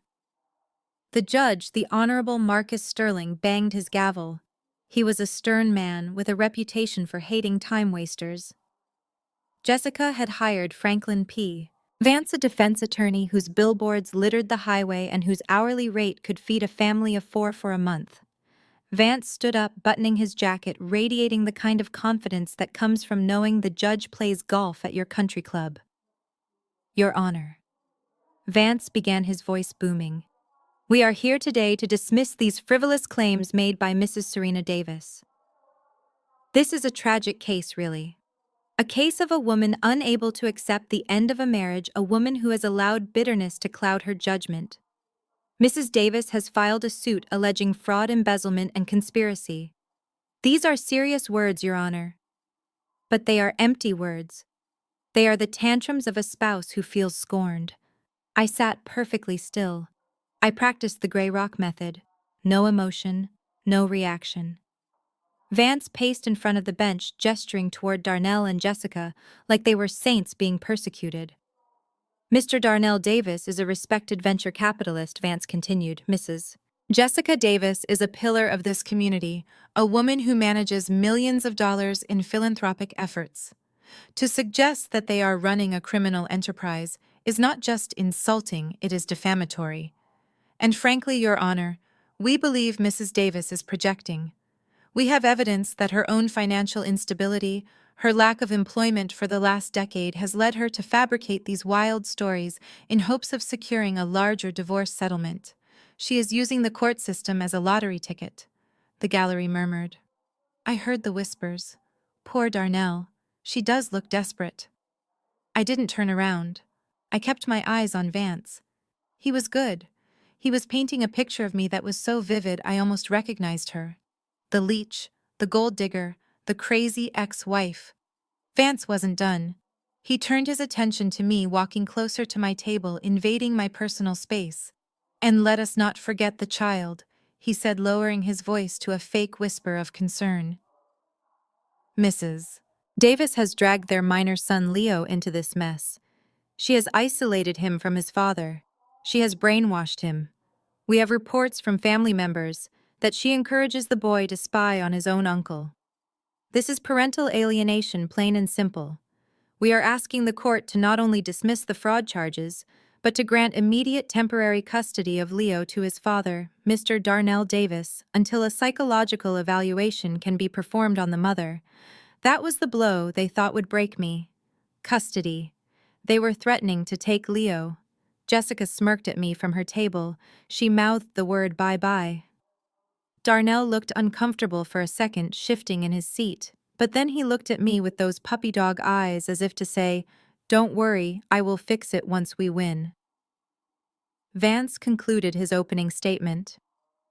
We move for a summary dismissal, Your Honor. This case is a waste of the court's time and the taxpayers' money. Judge Sterling looked over his glasses at me.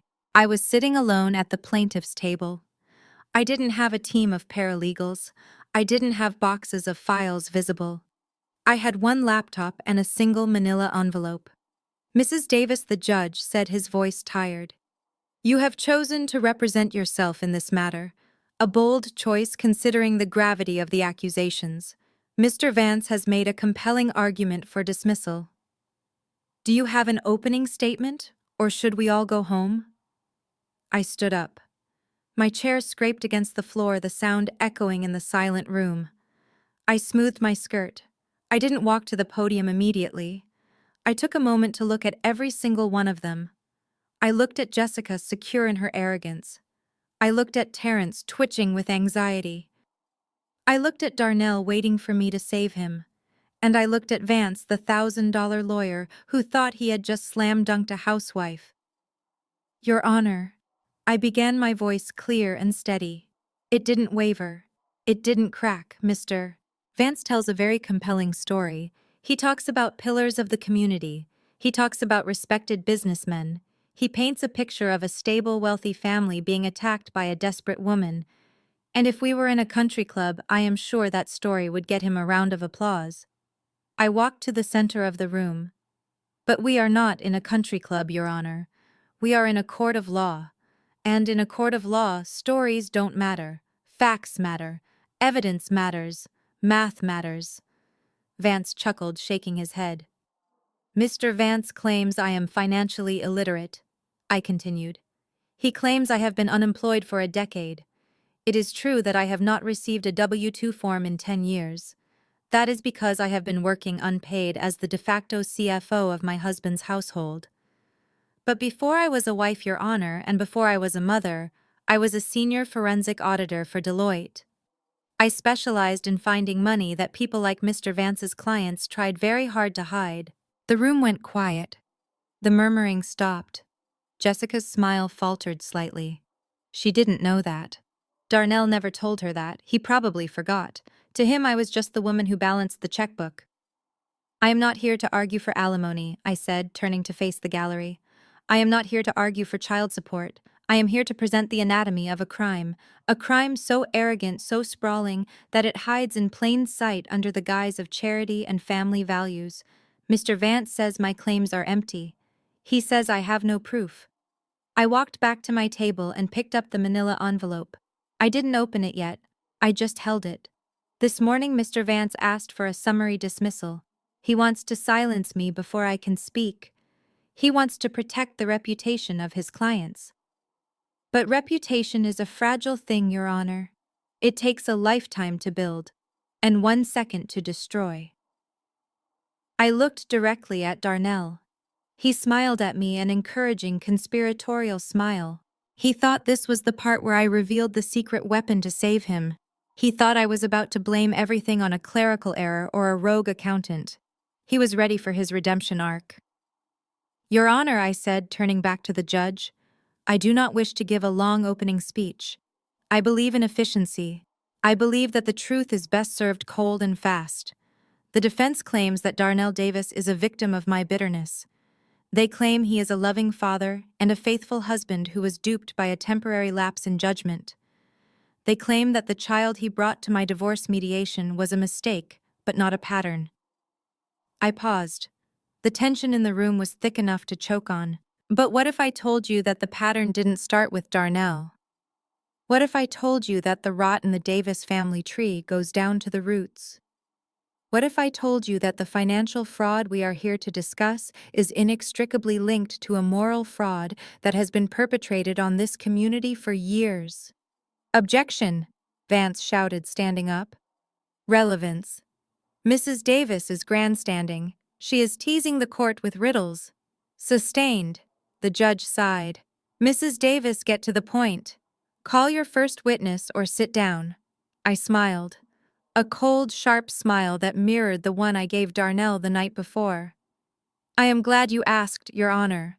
I would like to call my first witness. This witness was not on the original list submitted to the defense because until 48 hours ago, the defense believed she was on their side. The defense believed she was a disposable pawn. But it turns out pawns can be very dangerous when they reach the other side of the board. Jessica leaned forward, whispering frantically to Vance. Darnell looked confused. He looked at the door. He was expecting maybe a bank manager, maybe a character witness. I took a deep breath. I called to the stand Ms. Jasmine Miller. The name hung in the air like a gunshot. Darnell's face went from confusion to absolute horror. His mouth opened, but no sound came out. Jessica stood up halfway, her chair screeching before Vance pulled her back down. Terrence put his head in his hands. The doors at the back of the courtroom opened. The bailiff stepped aside. Jasmine walked in. She wasn't wearing the flashy designer clothes she used to wear. She was wearing a simple gray suit I had bought for her at a thrift store. Her hair was pulled back. She held a baby in her arms. But it wasn't just Jasmine. Flanking her were 2 federal agents in plain clothes, signaling to everyone in the room that she was a protected witness. She walked down the center aisle, her heels clicking on the floor. She didn't look at the gallery. She didn't look at the judge. She looked straight at Darnell. Her eyes were burning with the fury of a woman discarded, a woman who had been used as a vessel and thrown away like trash. Darnell started to rise, his panic taking over. "She is lying! She is a liar! Sit down!" Mr. Davis, the bailiff, barked. Jasmine took the stand. She placed the baby carrier on the floor next to her. She placed her hand on the Bible. She swore to tell the truth, the whole truth, and nothing but the truth. I walked up to the podium. I didn't need notes. I knew exactly what question to ask. "Ms. Miller," I said, my voice projecting to the back of the room where Bishop Davis was sitting in his reserved pew looking like a statue of dread. "Can you please state for the court the name of the biological father of the child you have with you today?" Jasmine leaned into the microphone. Her voice didn't shake. "The father is not Darnell Davis," she said. Vance stood up. "Objection. Paternity is irrelevant to a financial fraud case. It goes to character, Your Honor," I shot back. "And it goes to the flow of money. Because the money that paid for this child didn't come from Darnell's salary, it came from the church." "Overruled," the judge said. Leaning forward, his interest piqued. "The witness may answer." I looked at Jasmine. "Go ahead. Tell them who the father is." Jasmine looked directly at the bishop in the back row. She pointed a finger that trembled with rage. "The father is Bishop Ezekiel Davis, Darnell's father." The courtroom erupted. It wasn't just a murmur, it was a roar. People gasped. A woman in the front row screamed. Bishop Davis stood up, clutching his chest. Darnell looked at his father, then at Jasmine, his world fracturing into a million pieces. "Order, order." The judge banged his gavel furiously. I stood in the center of the chaos, watching the dominoes fall. The first one had just tipped over, and the sound it made was sweeter than any symphony. Darnell looked at me, his eyes begging for it to be a nightmare. I looked back at him and mouthed one word. "Checkmate." The courtroom was silent, suspended in a vacuum of collective shock. The only sound was the hum of the air conditioning and the frantic scratching of a reporter's pen in the back row. Jasmine's finger was still pointed at the back of the room, directed straight at the man who sat like a statue in his reserved pew. Bishop Ezekiel Davis. The man whose face was on billboards across Atlanta. The man who preached about the sanctity of the family unit every Sunday morning on cable television. Darnell was the first to break the silence. He didn't scream. He didn't stand up. He made a sound that was somewhere between a laugh and a sob, a wet choking noise that came from deep inside his chest. He looked at his father. The bishop did not look back. He stared straight ahead, his hands gripping the head of his cane so tightly that his knuckles were white. Mr. Vance, the high-priced defense attorney, seemed to have lost his voice. He stood with his mouth open, looking from Jasmine to the bishop, realizing that his retainer fee was nowhere near high enough for this level of disaster. I stepped closer to the witness stand. I needed to nail this down. I needed to make sure there was no ambiguity, no wiggle room for them to spin this later. "Ms. Miller," I said, my voice cutting through the tension, "you stated that Bishop Davis is the father. Can you explain to the court how you are so certain? After all, Darnell Davis signed the birth certificate. Darnell Davis paid for the nursery. Darnell Davis believes he is the father." Jasmine looked at Darnell, and for a fleeting second I saw pity in her eyes. It was cruel pity. "Because Darnell was never in the room," Jasmine said quietly. "Darnell was the front. The bishop told me that his wife, Mother Davis, could no longer give him children. He said he needed an heir who carried his blood directly, not diluted through Darnell. He said Darnell was weak." I heard Darnell gasp. The air seemed to leave his body. His own father had called him weak to a mistress he was paying to sleep with. Jasmine continued, her voice gaining strength. "The arrangement was simple. I was to seduce Darnell. I was to make him believe he was the one pursuing me. But the dates were coordinated by the bishop. The hotel rooms were booked by the bishop's assistant. And on the nights when conception was possible, Darnell was sent on bogus business trips. He was sent to inspect properties that didn't exist. And the bishop came to me. Objection. Vance finally found his voice, though it cracked. This is hearsay. This is scandalous. The witness has no proof of these alleged liaisons. I turned to the judge. Your Honor, if the defense wants proof, we are happy to provide it. But we aren't relying on hotel receipts or text messages, although we have those too. We are relying on biology. I turned to the bailiff. I would like to submit Exhibit B into evidence, and I would like to call my son Leo Davis to the stand to explain it. Vance sputtered. The boy, you are calling a child as an expert witness. I am calling him as the person who collected the sample, I said coldly. Leo stood up from the bench behind me. He was wearing a suit I had bought him at a thrift store, slightly too big in the shoulders, but he walked with the dignity of a professor. He carried a sealed plastic bag and a thick folder.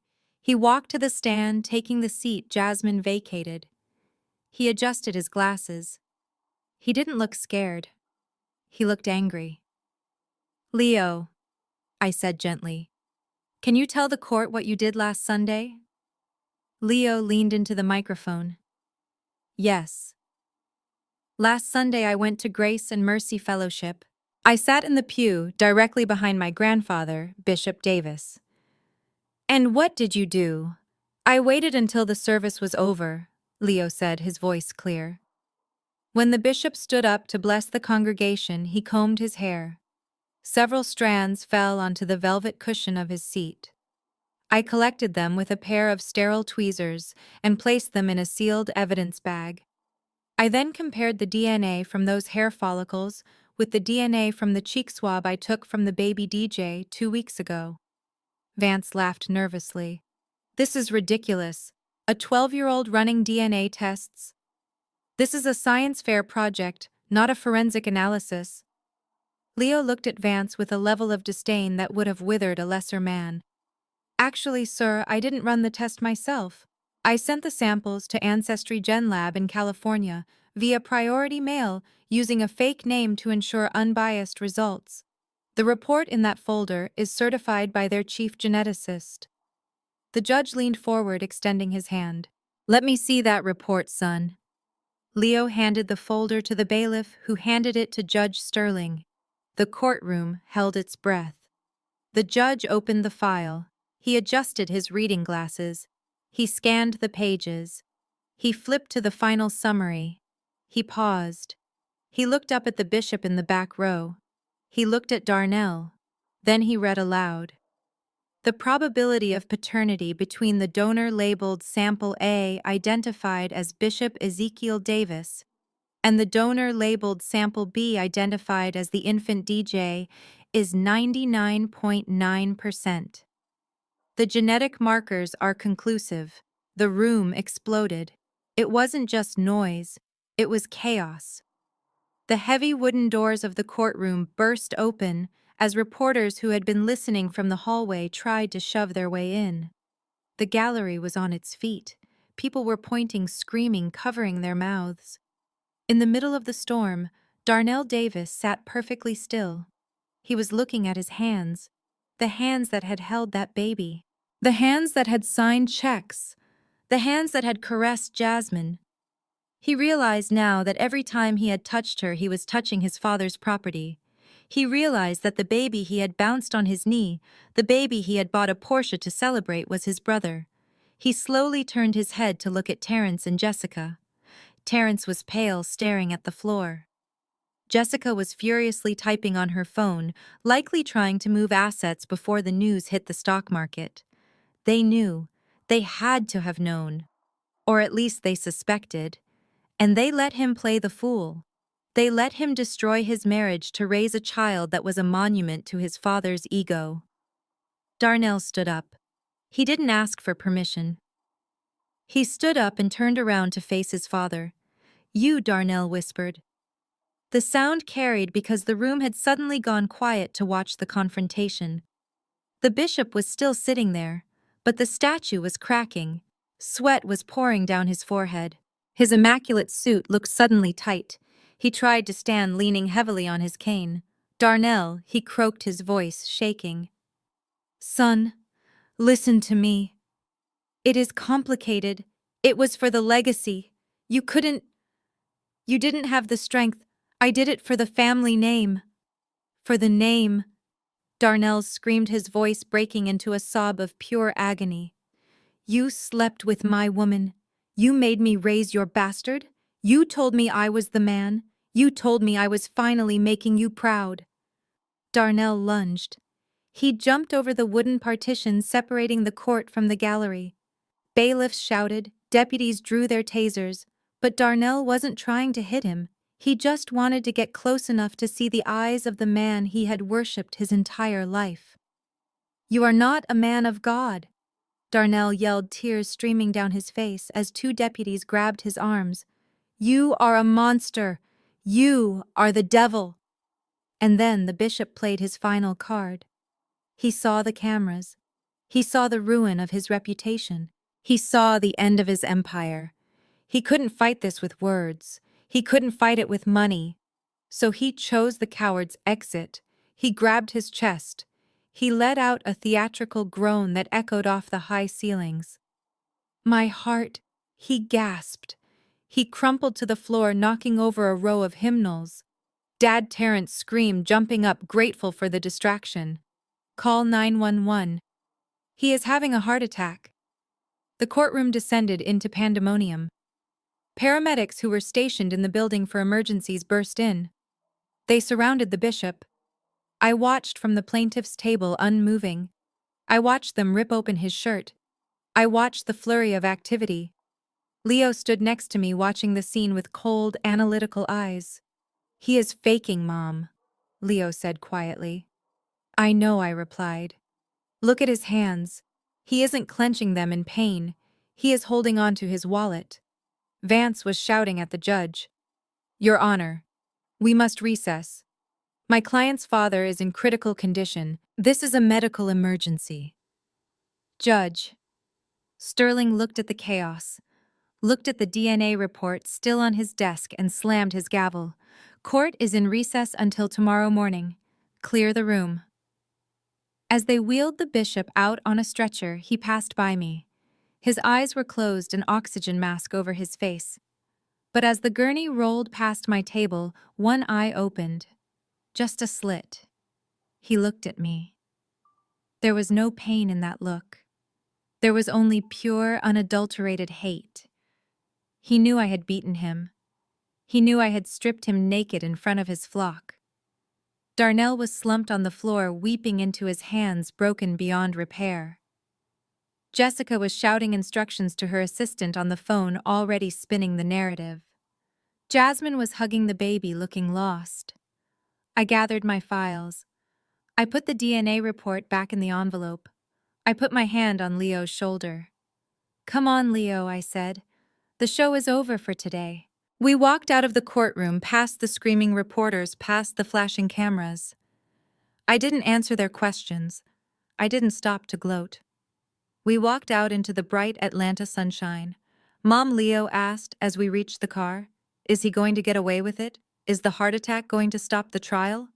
I unlocked the car door and looked back at the courthouse. "No, Leo. A heart attack buys him a day. It buys him a hospital room. But it doesn't buy him freedom. He just made a mistake." "What mistake?"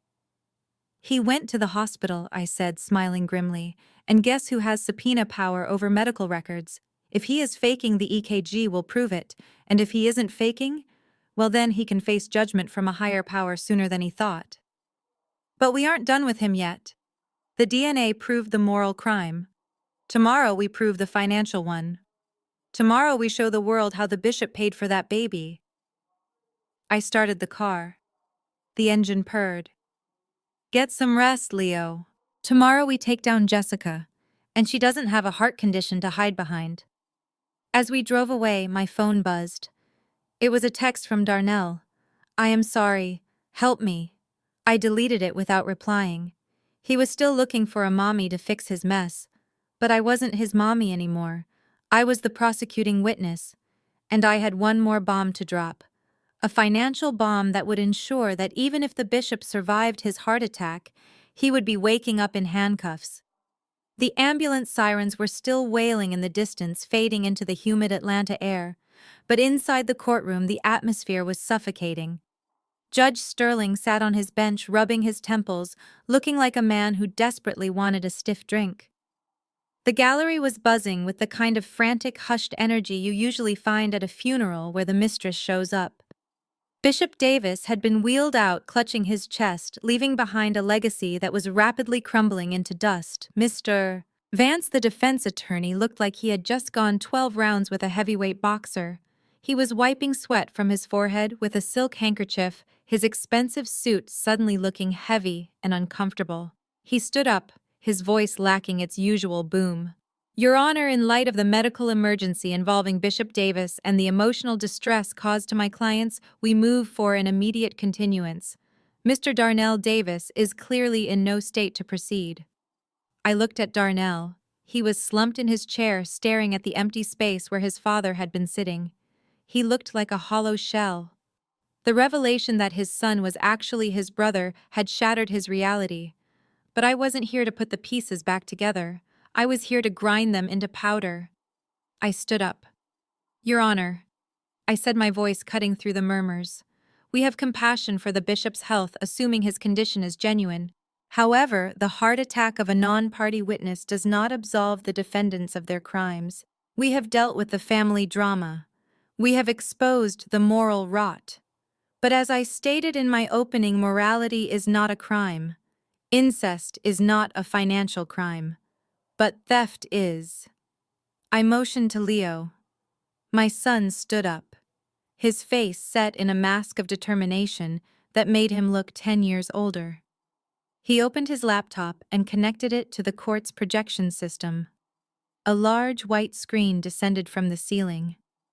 Judge Sterling looked at me, then at the clock. Mrs. Davis, you have dropped a bombshell today. Are you telling me there is more? I smiled, and it was a smile that didn't reach my eyes. Your Honor, the paternity test was just the appetizer. The main course is the money, because while the bishop was busy creating heirs, Jessica and Terrence were busy building an empire on the backs of the poor. Leo hit a key. The screen lit up. It wasn't a picture. It was a flow chart. A complex spiderweb of red and green lines connecting various entities. At the top, in a large golden circle, was the logo for the Grace and Mercy Fellowship Benevolence Fund. Ladies and gentlemen, I began stepping away from the podium to stand in front of the jury box. This is the flow of money. Numbers do not lie. Numbers do not fake heart attacks. Numbers do not have secret affairs. I pointed to the top of the chart. The Grace and Mercy Fellowship collects approximately $500,000 a month in specific donations for the poor.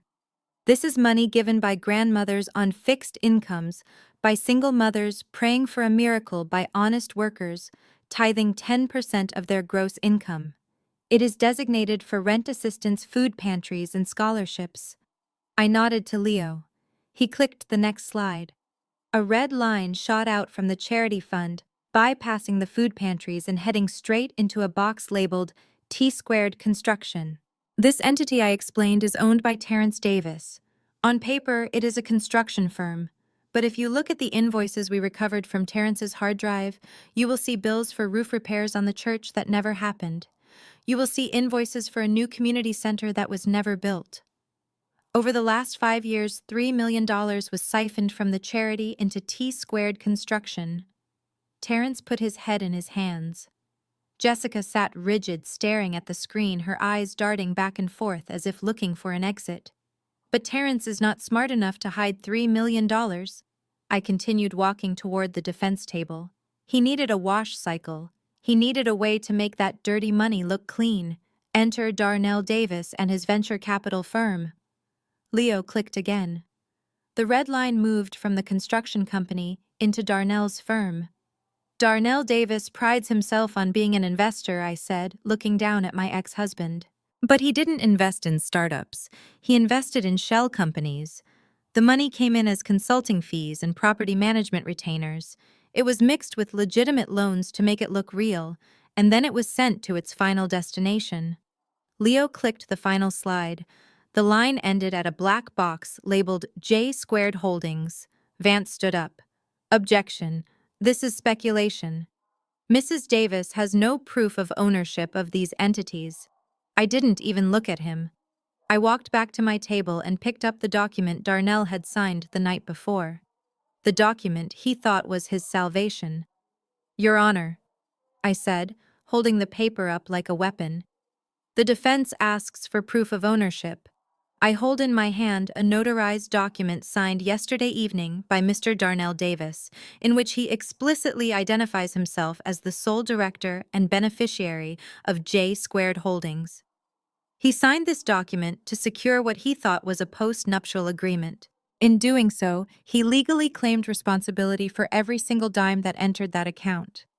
Darnell's head snapped up. He looked at the paper in my hand. He looked at me. The memory of the night before came rushing back. The rain, the tears, the promise of security. He realized with a sick, sinking feeling that when I said I needed security, I meant I needed a scapegoat. You, Darnell, whispered, his voice trembling. You tricked me. You told me we were a team. I looked him dead in the eye. We were a team, Darnell. We were a team when you evicted me. We were a team when you stole Leo's college fund. And now we are a team in the eyes of the law. You are the CEO and I am the whistleblower. I turned back to the jury. J Squared Holdings is not an investment firm. It is a personal piggy bank.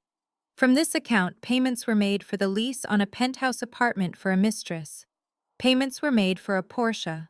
Payments were made for private jet charters to Bali. And most importantly, payments were made to the personal accounts of Mrs. Jessica Davis. Jessica slammed her hand on the table. That is a lie. I never took a dime. My family has money. We don't need to steal from a church. I turned to Leo. He hit the final key. The screen changed. It showed a series of wire transfers.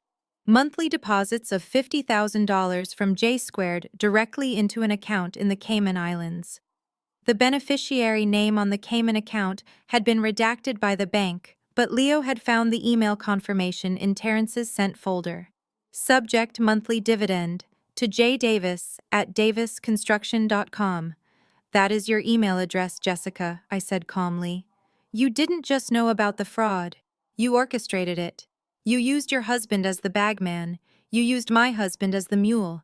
And you sat at the top of the pyramid drinking wine and judging me for shopping at Target. Jessica's face turned a color I had never seen before. It was a mix of purple rage and white terror. She turned to Vance. Do something. Stop her. This is illegal. She hacked our computers. Judge Sterling leaned over the bench. Mr. Vance, are you suggesting that the evidence is fabricated, or are you admitting that the files exist but were obtained improperly? Because if you admit they exist, your clients are in very deep trouble. Vance opened his mouth, but nothing came out. He looked at the screen. He looked at the wire transfers. He realized that this wasn't a divorce case anymore. This was a federal indictment waiting to happen. I wasn't done. I walked over to Darnell. He was shaking. He was looking at the document in my hand as if it were a loaded gun. Darnell, I said softly, so only he in the front row could hear. You wanted to be the heir. You wanted to be the man. Well, congratulations. You just inherited the debt. You signed the paper admitting that J Squared is yours. You admitted liability for the stolen church funds. You took the fall for Jessica. You took the fall for your father. Darnell looked at Jessica. He saw the look on her face. It wasn't fear for him. It was hatred. She was already calculating how to cut him loose. She was already planning to testify that Darnell was the mastermind and she was the innocent victim. Serena Darnell pleaded, grabbing the edge of the table. Please rip it up. I didn't know. I just signed it because I wanted you back. I didn't read it. I pulled the paper away. Ignorance of the law is no excuse, Darnell. And ignorance of what you sign is just stupidity. You sold us out for a Porsche and a pat on the head from your daddy. Now you are going to pay the bill. I turned to the judge. Your Honor, The plaintiff rests on the matter of financial fraud. We have demonstrated a clear path of money laundering, wire fraud, and embezzlement. We have a signed confession of ownership from the defendant Darnell Davis. We have digital forensic evidence linking Jessica Davis to the receipt of stolen funds. We ask that the assets of all defendants be frozen immediately pending a federal investigation, and that the custody of the minor child Leo Davis remain solely with the mother, as the father is facing imminent criminal charges. Judge Sterling looked at the screen one last time. He looked at Darnell, who was weeping silently. He looked at Jessica, who was frozen in shock. Motion granted, the judge said, slamming his gavel. All assets are frozen. The bailiff will take the defendants into custody pending the arrival of federal agents. This court is adjourned. The sound of the gavel was like a gunshot. Deputies moved in. They weren't coming for me. They were coming for Darnell and Jessica. Darnell stood up, his legs shaking. He looked at me one last time. There was no anger in his eyes anymore, just a profound, childlike confusion. He still didn't understand how he lost. He still didn't understand that the moment he chose his father's lie over his own son's truth, he had signed his own death warrant. Jessica screamed as the deputy grabbed her arm. "Don't touch me! Do you know who I am? I will sue you. I will buy this courthouse and burn it down." I watched them being led away. The titans of Atlanta, the golden couple, the investors, dragged out in handcuffs through the side door to avoid the press, though I knew the cameras were waiting outside. Leo walked up to me and closed the laptop. The screen went black. The red lines disappeared. The web was gone. "Did we win?" Leo asked quietly. I looked at the empty defense table. I looked at the document in my hand. I looked at Jasmine, who was crying tears of relief in the back row. We didn't just win, Leo. We balanced the books. But as I watched the empty courtroom, I knew there was one loose end. The bishop. He was in the hospital thinking he had escaped the humiliation. He thought a heart monitor would protect him from the truth. He was wrong. "Leo, pack up," I said, grabbing my purse. "We have one more stop to make." "Where are we going?" "We are going to the hospital," I said. "Your grandfather needs to know that his insurance doesn't cover karma, and I want to be the one to tell him that his empire has been foreclosed."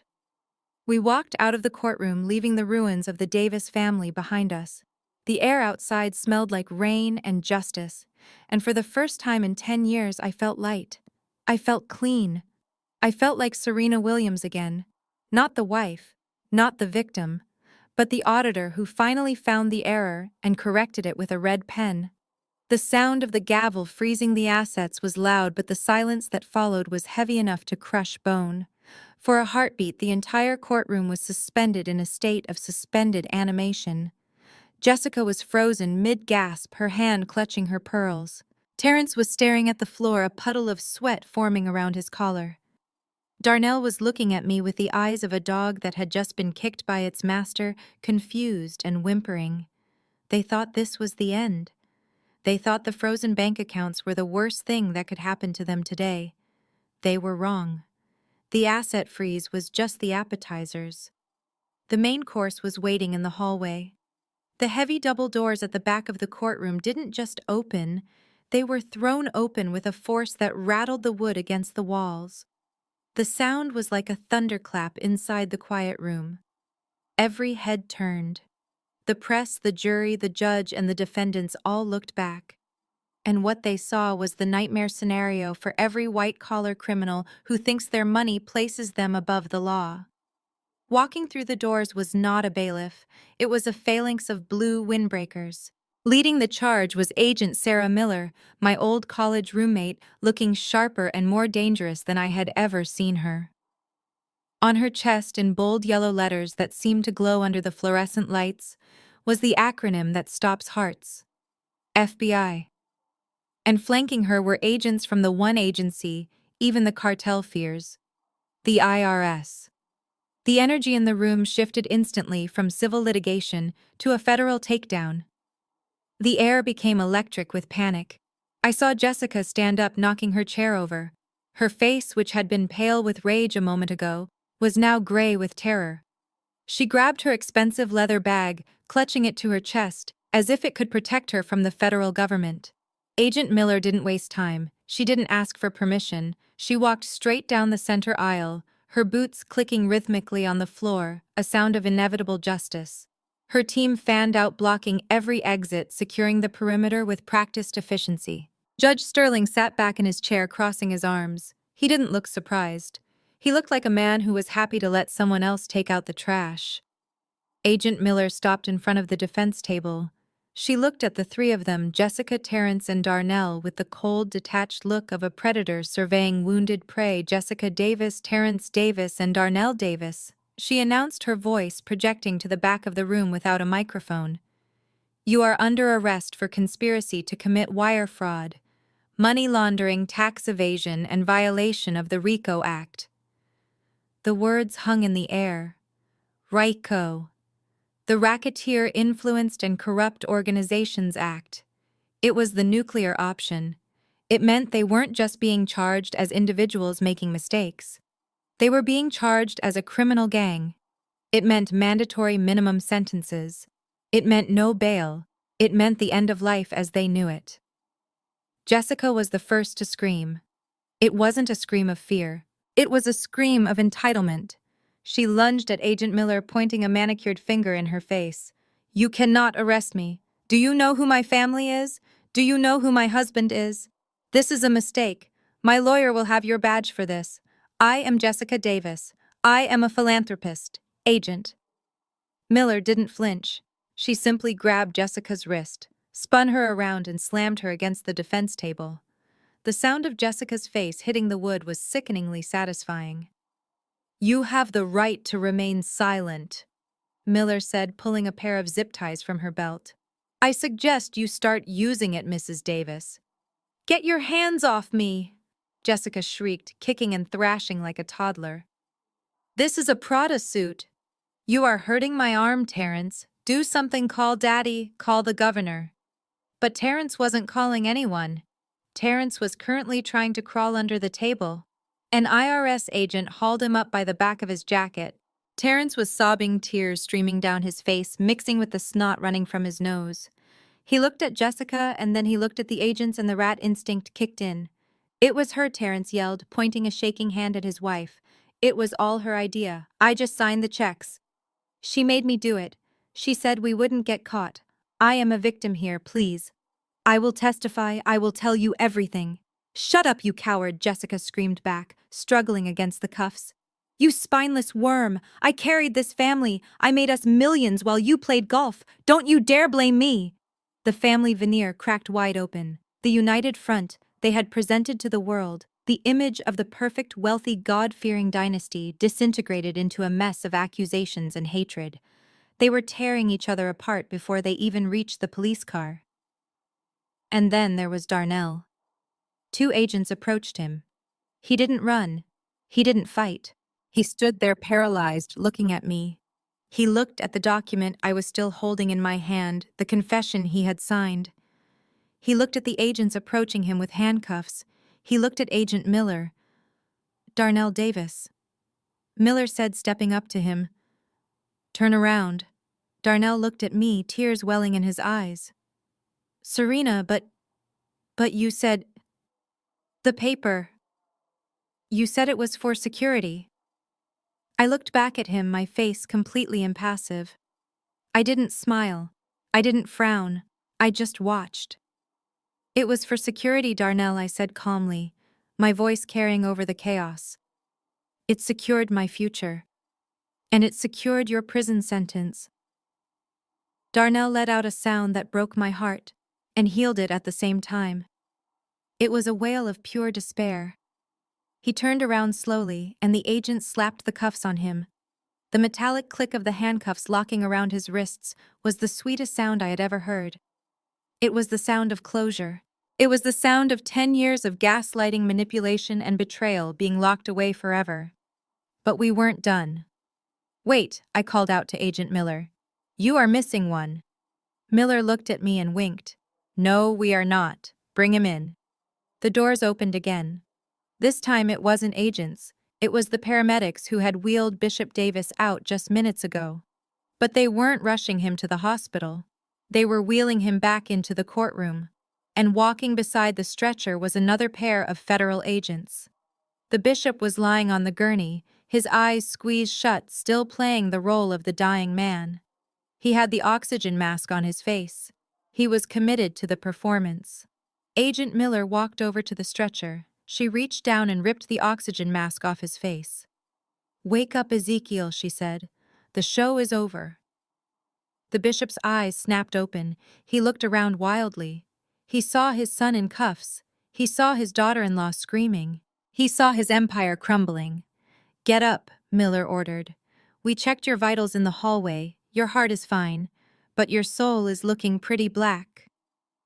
The bishop sat up. The miraculous recovery was instantaneous. He looked at the agents, then he looked at me. The hatred in his eyes was gone, replaced by fear. Old primal fear. "I am a man of God," he bellowed, his voice booming with that preacher cadence he used to beg for donations. "You cannot touch the Lord's anointed. This is persecution. This is a test of faith. It is a federal indictment for charity fraud and money laundering." Miller corrected him, pulling his arms behind his back. "And unless God has a very good lawyer, you are going away for a long time." They cuffed him right there on the stretcher. The bishop, the man who demanded to be treated like royalty, was hauled off the gurney and forced to walk in handcuffs next to his mistress's baby daddy, his own son. The scene was absolute pandemonium. Jessica was spitting at the agents. Terrence was hyperventilating. Darnell was weeping silently, his head hung low, and the bishop was shouting Bible verses condemning us all to hell. I stood in the eye of the hurricane holding Leo's hand. We were the only calm things in the room. I watched them being dragged out one by one. The dynasty was dead. The money was gone. The reputation was destroyed. As they dragged Jessica past me, she lunged, trying to bite me. "You witch!" she screamed. "You ruined us. You are nothing. You are a nobody." I leaned in close, so only she could hear me over the screams. "I am the auditor, Jessica," I whispered, "and I just closed your account." The doors slammed shut behind them.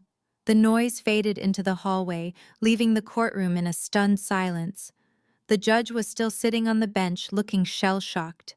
The jury looked like they had just watched a blockbuster movie. Agent Miller walked over to me. She looked tired but happy. She put a hand on my shoulder. "We got the drive, Serena. We got the servers from the church. We have enough evidence to put them away for 20 years, minimum." "Thank you, Sarah," I said, feeling the weight of the last few weeks finally lift off my shoulders. "Don't thank me," she said, nodding at Leo. "Thank the kid." His code cracked the encryption on the Cayman accounts just as we walked in. He is the real MVP. I looked down at my son. He was beaming. He pushed his glasses up his nose. "Did we get them, Mom?" he asked. "We got them, baby," I said, kissing his forehead. "We got them all." Judge Sterling cleared his throat. "The court is definitely adjourned," he stammered. I gathered my things. I picked up the biology book that started it all. I picked up the laptop that finished it. I took my son's hand and we walked down the center aisle. The reporters were waiting outside. I could hear them shouting questions. But I didn't care. I wasn't going to give a statement. My statement was the 4 empty chairs at the defense table. My statement was the convoy of federal vehicles speeding away with the Davis family inside. We walked out into the lobby. Jasmine was sitting on a bench holding the baby. She looked terrified. "They are gone?" she asked. "They are gone," I said. "What happens now?" she asked, looking at the baby who was technically my brother-in-law. "Now," I said, pushing open the heavy doors to the outside world. "Now we go get some ice cream. And then I am going to teach you how to balance a checkbook. Because from now on, nobody controls our money but us." The sun hit my face. It was warm. It was bright. It was the first day of the rest of my life. I had walked into that marriage with nothing but hope. I was walking out of it with nothing but the truth. And honestly, the truth was worth a lot more than the settlement check. But as I watched the police lights fade in the distance, I knew the story wasn't quite over. Darnell would call from jail. He would beg. He would plead. And I needed to be ready for the final act, the prison visit. Because there was one last thing I needed to tell him. One last secret that even the FBI didn't know. And I wanted to see his face when I whispered it through the glass. The chaos of the courtroom began to settle into a rhythmic, bureaucratic procession. The shouting had stopped, replaced by the heavy, finalized sounds of justice being administered.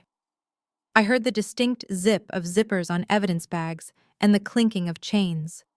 It was the sound of a dismantling. The dismantling of a family, of an empire, and of a lie that had lasted for decades.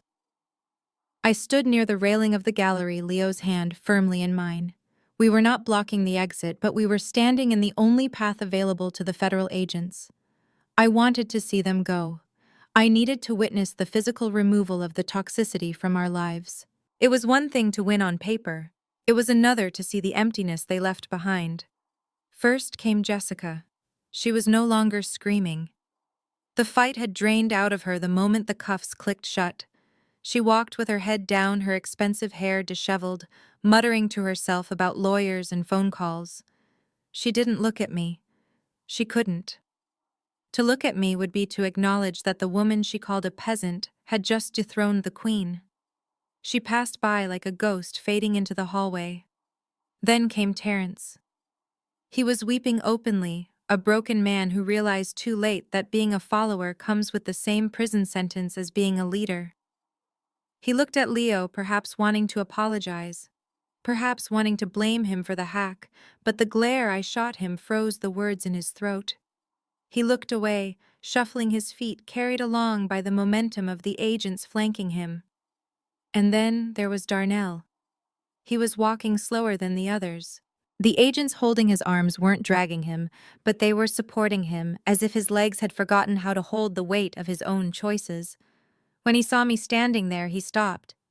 He dug his heels into the carpet, forcing the agents to pause. Agent Miller, walking a few steps ahead, looked back.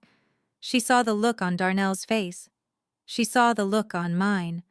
She gave a subtle nod to her team, granting us 30 seconds. 30 seconds to end a 10-year marriage. Darnell looked at me. His eyes were red-rimmed with the exhaustion of a man who had been running a race he was never qualified to enter. He looked at my dress, my hair, my face. He looked for the Serena he knew. He looked for the woman who used to stay up late helping him memorize his pitches. He looked for the woman who rubbed his back when the market was down. He looked for the wife who forgave. Serena, he croaked. The word sounded foreign in his mouth, stripped of the arrogance he usually coated it with. I didn't answer. I just watched him. Serena, please, he begged, leaning forward against the restraint of the handcuffs. You have to help me. You have the power of attorney. You can stop this. Tell them it was a mistake. Tell them I didn't know about the laundering. I shook my head slowly. It was a small movement, but it hit him like a physical blow. I can't go to prison, Serena, he whispered, his voice cracking into a desperate whine. I am not like them. I am a businessman. I have a reputation. What about us? What about the years you are my wife? You promised. In sickness and in health. This is sickness, Serena. I was sick. I was confused. But I am better now. I chose you last night. I came back to you. He was still doing it. Even in handcuffs on his way to a federal holding cell, he was trying to manipulate me. He was trying to cash in chips he had already gambled away. He truly believed that my love for him was a bottomless well that he could draw from whenever he was thirsty. He didn't realize the well had run dry the moment he chose to hydrate his ego with another woman. You chose me. I repeated, my voice calm and deadly quiet. No, Darnell. You didn't choose me. You ran out of options. You didn't come back to me because you loved me. You came back because Jessica cut off your allowance and Jasmine got caught. You came to me looking for a life raft, not a wife. But I am sorry, he cried, tears spilling onto his silk tie. I am so sorry. Doesn't that matter? I took a step closer to the railing. I wanted him to hear this clearly. I wanted this to be the sound that played on a loop in his mind while he stared at a concrete ceiling for the next 15 years. Darnell, listened to me closely. You think we are standing here because you cheated? You think I burned your world down because of Jasmine? You flatter yourself. Infidelity hurts, yes. But I could have divorced you quietly for that. I could have just taken half and walked away. I paused, letting his eyes lock onto mine. But then you touched the money. Darnell blinked, confused. The money. You walked into that mediation room and you told me you emptied Leo's college fund? I said, the rage finally bubbling up hot and sharp. You looked at our son, the boy. I carried the boy we raised, and you stole his future to buy a Porsche for a lie. You took the money meant for his education, for his safety, and you threw it away on your father's ego project. Darnell flinched. I would have put it back. I was going to replace it. It doesn't matter, I hissed. The moment you touched his security, you stopped being his father, and you became a predator. I didn't divorce you today, Darnell. I didn't divorce you when I signed the papers. I divorced you the exact second the bank teller told me the account balance was 0. That was the moment you died to me. He stared at me, his mouth opening and closing, unable to find a defense for the indefensible. He realized then that he hadn't just lost a wife. He had awakened a mother bear. You are cruel, he whispered. You are cold.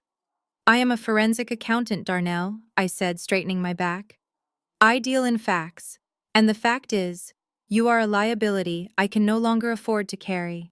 You are written off. The account is closed. I turned my head away, breaking the connection. I was done. There was nothing left to say. But Leo wasn't done. My son stepped forward. He had been standing silently by my side, clutching his backpack. He looked at his father. He didn't look up with the adoration he used to have when Darnell would come home from work. He looked at him with the disappointment of a teacher looking at a student who refused to study. Leo reached into his backpack. The agents tensed for a second, but Agent Miller held up a hand. Let the boy speak, she signaled. Leo pulled out the biology textbook, the hardcover book that Darnell had swept off the table in the lawyer's office, the book he had torn in a fit of rage because the science didn't align with his delusion. Leo had taped the spine back together with silver duct tape. He had smoothed out the wrinkled pages. It looked battered, but it was whole. Leo walked up to the railing. He held the book out to Darnell. Here, Dad, Leo said. His voice didn't crack. It was steady. It was the voice of the man of the house. Darnell looked at the book. He couldn't take it. His hands were cuffed behind his back. One of the agents, a large man who looked like he had kids of his own, reached out and took the book. I will put it in his personal property bag, son. Leo nodded at the agent, then looked back at Darnell. I fixed it, Leo said. It was broken, but I fixed it. Just like Mom fixed the bank accounts. Darnell sobbed, his head dropping to his chest. Leo, I am sorry. I love you. You are my genius. Leo adjusted his glasses. You should take it with you, Dad. You are going to have a lot of free time where you are going. You should read chapter 4 again. Darnell looked up confused through his tears. Because Leo said delivering the final blow with the precision of a surgeon. It explains dominant and recessive traits. It explains how to spot a lie if you just look at the evidence. You should study it, so that next time someone tells you a story that defies the laws of nature, you won't be tricked so easily. Leo stepped back. It wasn't an insult. It was advice. It was the most crushing thing he could have said. He was telling his father that he was not evil, just stupid, and that hurt Darnell more than any scream could have. Darnell let out a low moan. The agents had seen enough. They gently turned him around. Let's go, Davis, the agent said. Darnell tried to look back one last time, but the momentum of the law was carrying him away. Serena, Leo. Don't leave me. We didn't leave you, Darnell, I called out to his retreating back. You left us. You left us the day you decided you wanted to be a bishop's son, more than you wanted to be a father. The doors swung open. The bright light of the hallway swallowed him up, and then the doors swung shut. The silence that rushed back into the room was profound. It was the silence of a vacuum sucking out all the noise, the drama, and the pain. I looked down at my hands. They were trembling slightly. Not from fear, but from the release of 10 years of tension. I felt lightheaded. "Mom," Leo asked. I looked at him. He looked taller. Or maybe I was just seeing him clearly for the first time, not as a child to be protected, but as a partner who had fought in the trenches with me. "I am okay, Leo," I said, taking a deep breath. "I am okay." He looked at the empty space where Darnell had stood. "Do you think he will read the book?" I laughed, a short, sharp sound. "I doubt it, baby. Your father never liked reading the instructions. That is why he broke everything he touched." Agent Miller walked over to us. She looked at the closed doors, then at me. "That was brutal, Serena," she said, but there was admiration in her voice. "It was necessary," I replied. "He needed to know. He needed to understand that there is no redemption without accountability." "What are you going to do now?" Miller asked. "The asset forfeiture team is going to be busy for months. You might get some restitution, but it will take time." I picked up my purse. "I don't need their money, Sarah. I have my certification. I have my reputation. And thanks to this trial, I think I am going to have a lot of new clients. There are a lot of women in this city who suspect their husbands are hiding assets. I think I just filmed the best commercial of my career." Miller grinned. "You are going to open a firm." I looked at Leo. "The Williams Davis Detective Agency," Leo suggested. I smiled. "No, just Williams. We are dropping the Davis."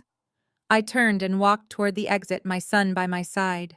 The past was behind those double doors, handcuffed and heading to a federal processing center. The future was out on the street waiting for us. We walked out of the courthouse and into the heat of the afternoon. The reporters were there, a sea of microphones and cameras. They started shouting questions. "Mrs. Davis, Mrs. Davis, how do you feel?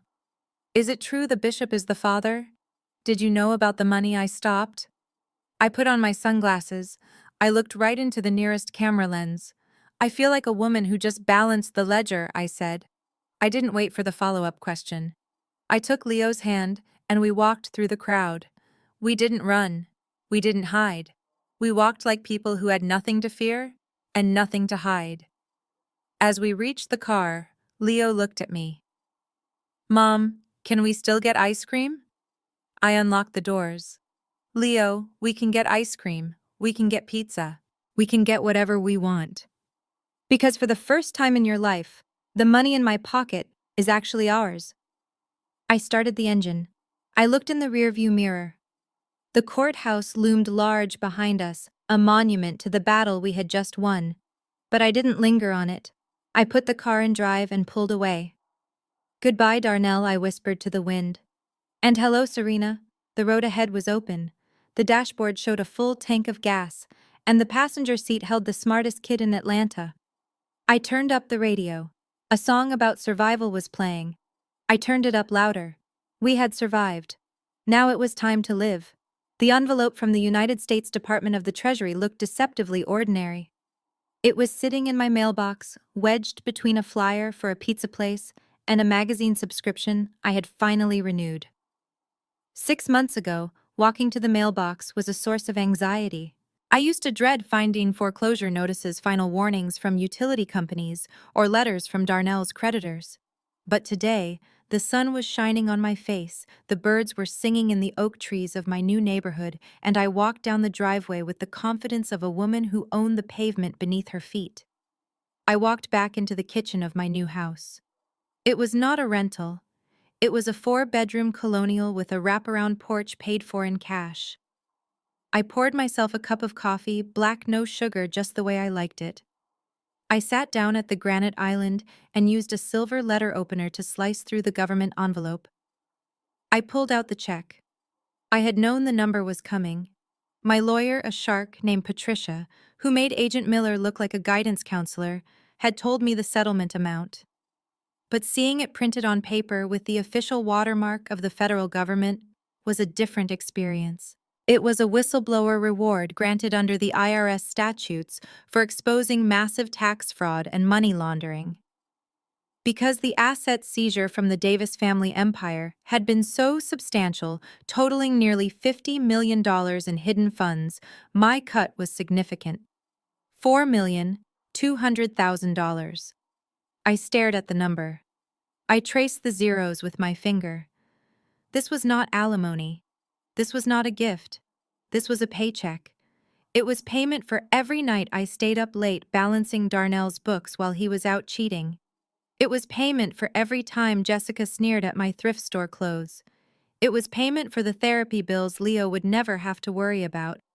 It was the black tax reversed. They had tried to bleed me dry, and in doing so, they had handed me the keys to the kingdom. Mom. Are you ready? Leo came bounding down the stairs. He looked different. The hunch in his shoulders was gone. He had grown 2 inches in 6 months. He was wearing the uniform of the Horizon Academy for Gifted Youth, a blazer that fit him perfectly. He was holding a stack of books, not because he was hiding behind them, but because he was excited to read them. I put the check back in the envelope. I am ready, baby. You got everything. Leo nodded. I have my coding project. I have my biology presentation. And I have my lunch. We walked out to the garage. I didn't drive the old sedan anymore. I didn't buy a Porsche like Darnell did. I bought a sensible top-of-the-line Volvo SUV. Safe. Reliable. Indestructible. Just like us. As I drove Leo to school, we passed the old neighborhood. We passed the church where Bishop Davis used to preach. The sign out front had been taken down. The building had been seized by the state and was currently being converted into a community center for at-risk youth. A fitting irony.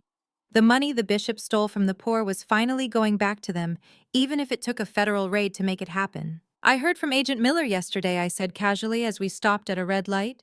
Leo looked up from his tablet. Oh yeah. How is Uncle Darnell enjoying federal prison? I smiled. He is adjusting. He has been assigned to the library detail. Apparently he is learning how to categorize books. Miller said he asked if he could have a copy of your biology textbook sent to him. Leo laughed. It was a genuine, happy sound. He finally wants to read chapter 4.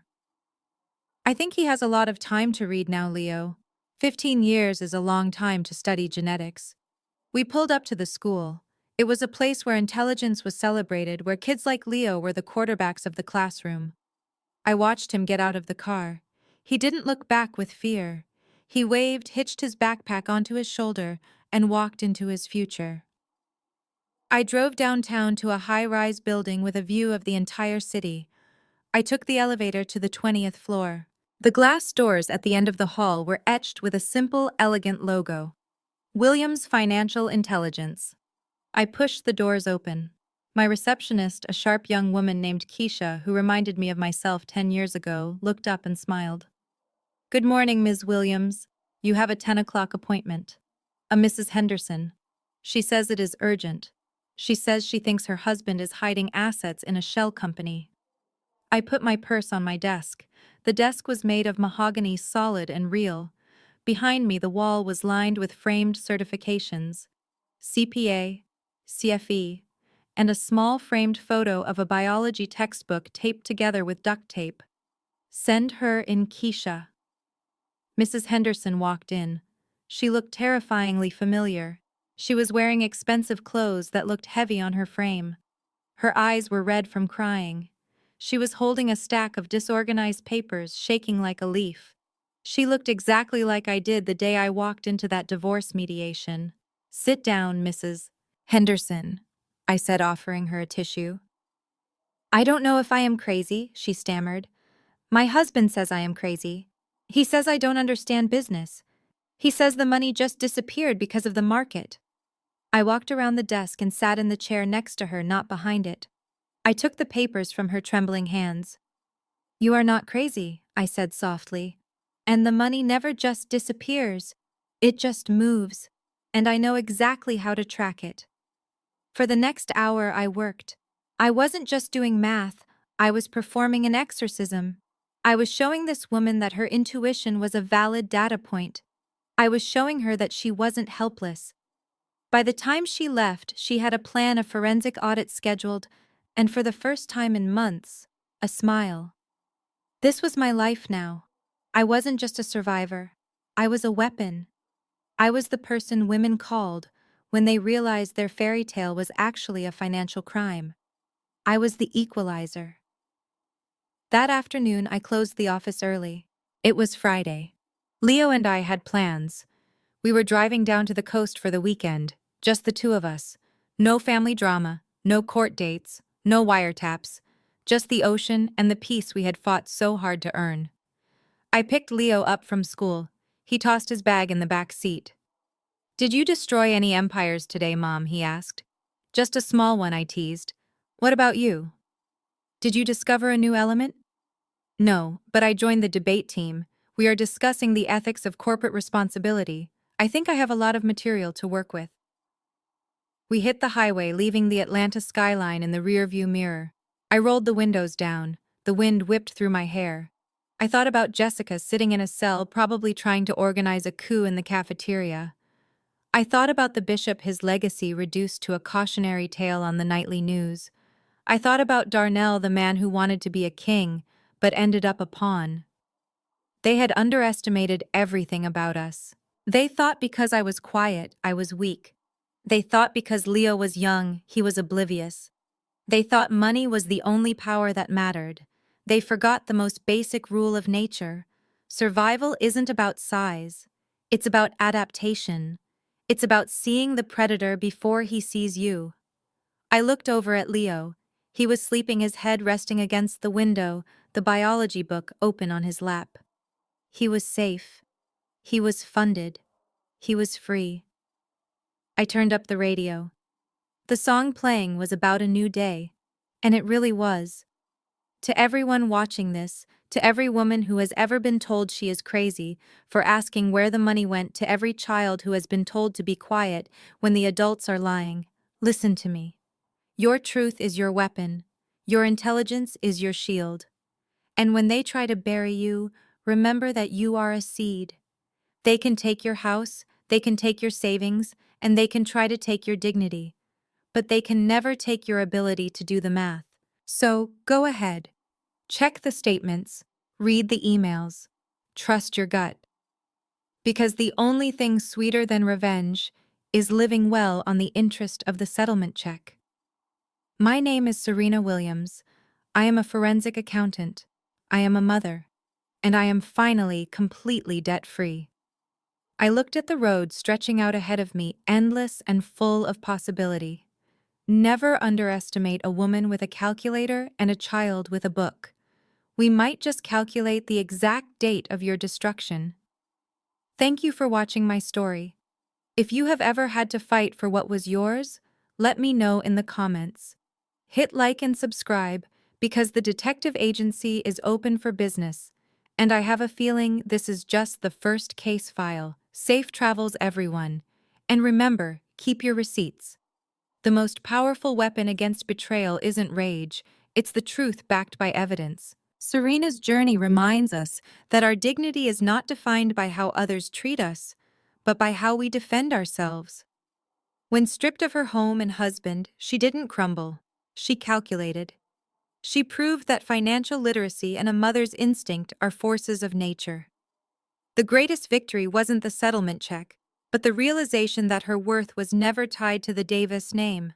Survival isn't about size, it's about intelligence and the courage to stand alone when the odds are stacked against you. If this story inspired you to own your truth, please like this video, subscribe for more stories of justice, and share this with someone who needs to be reminded of their own.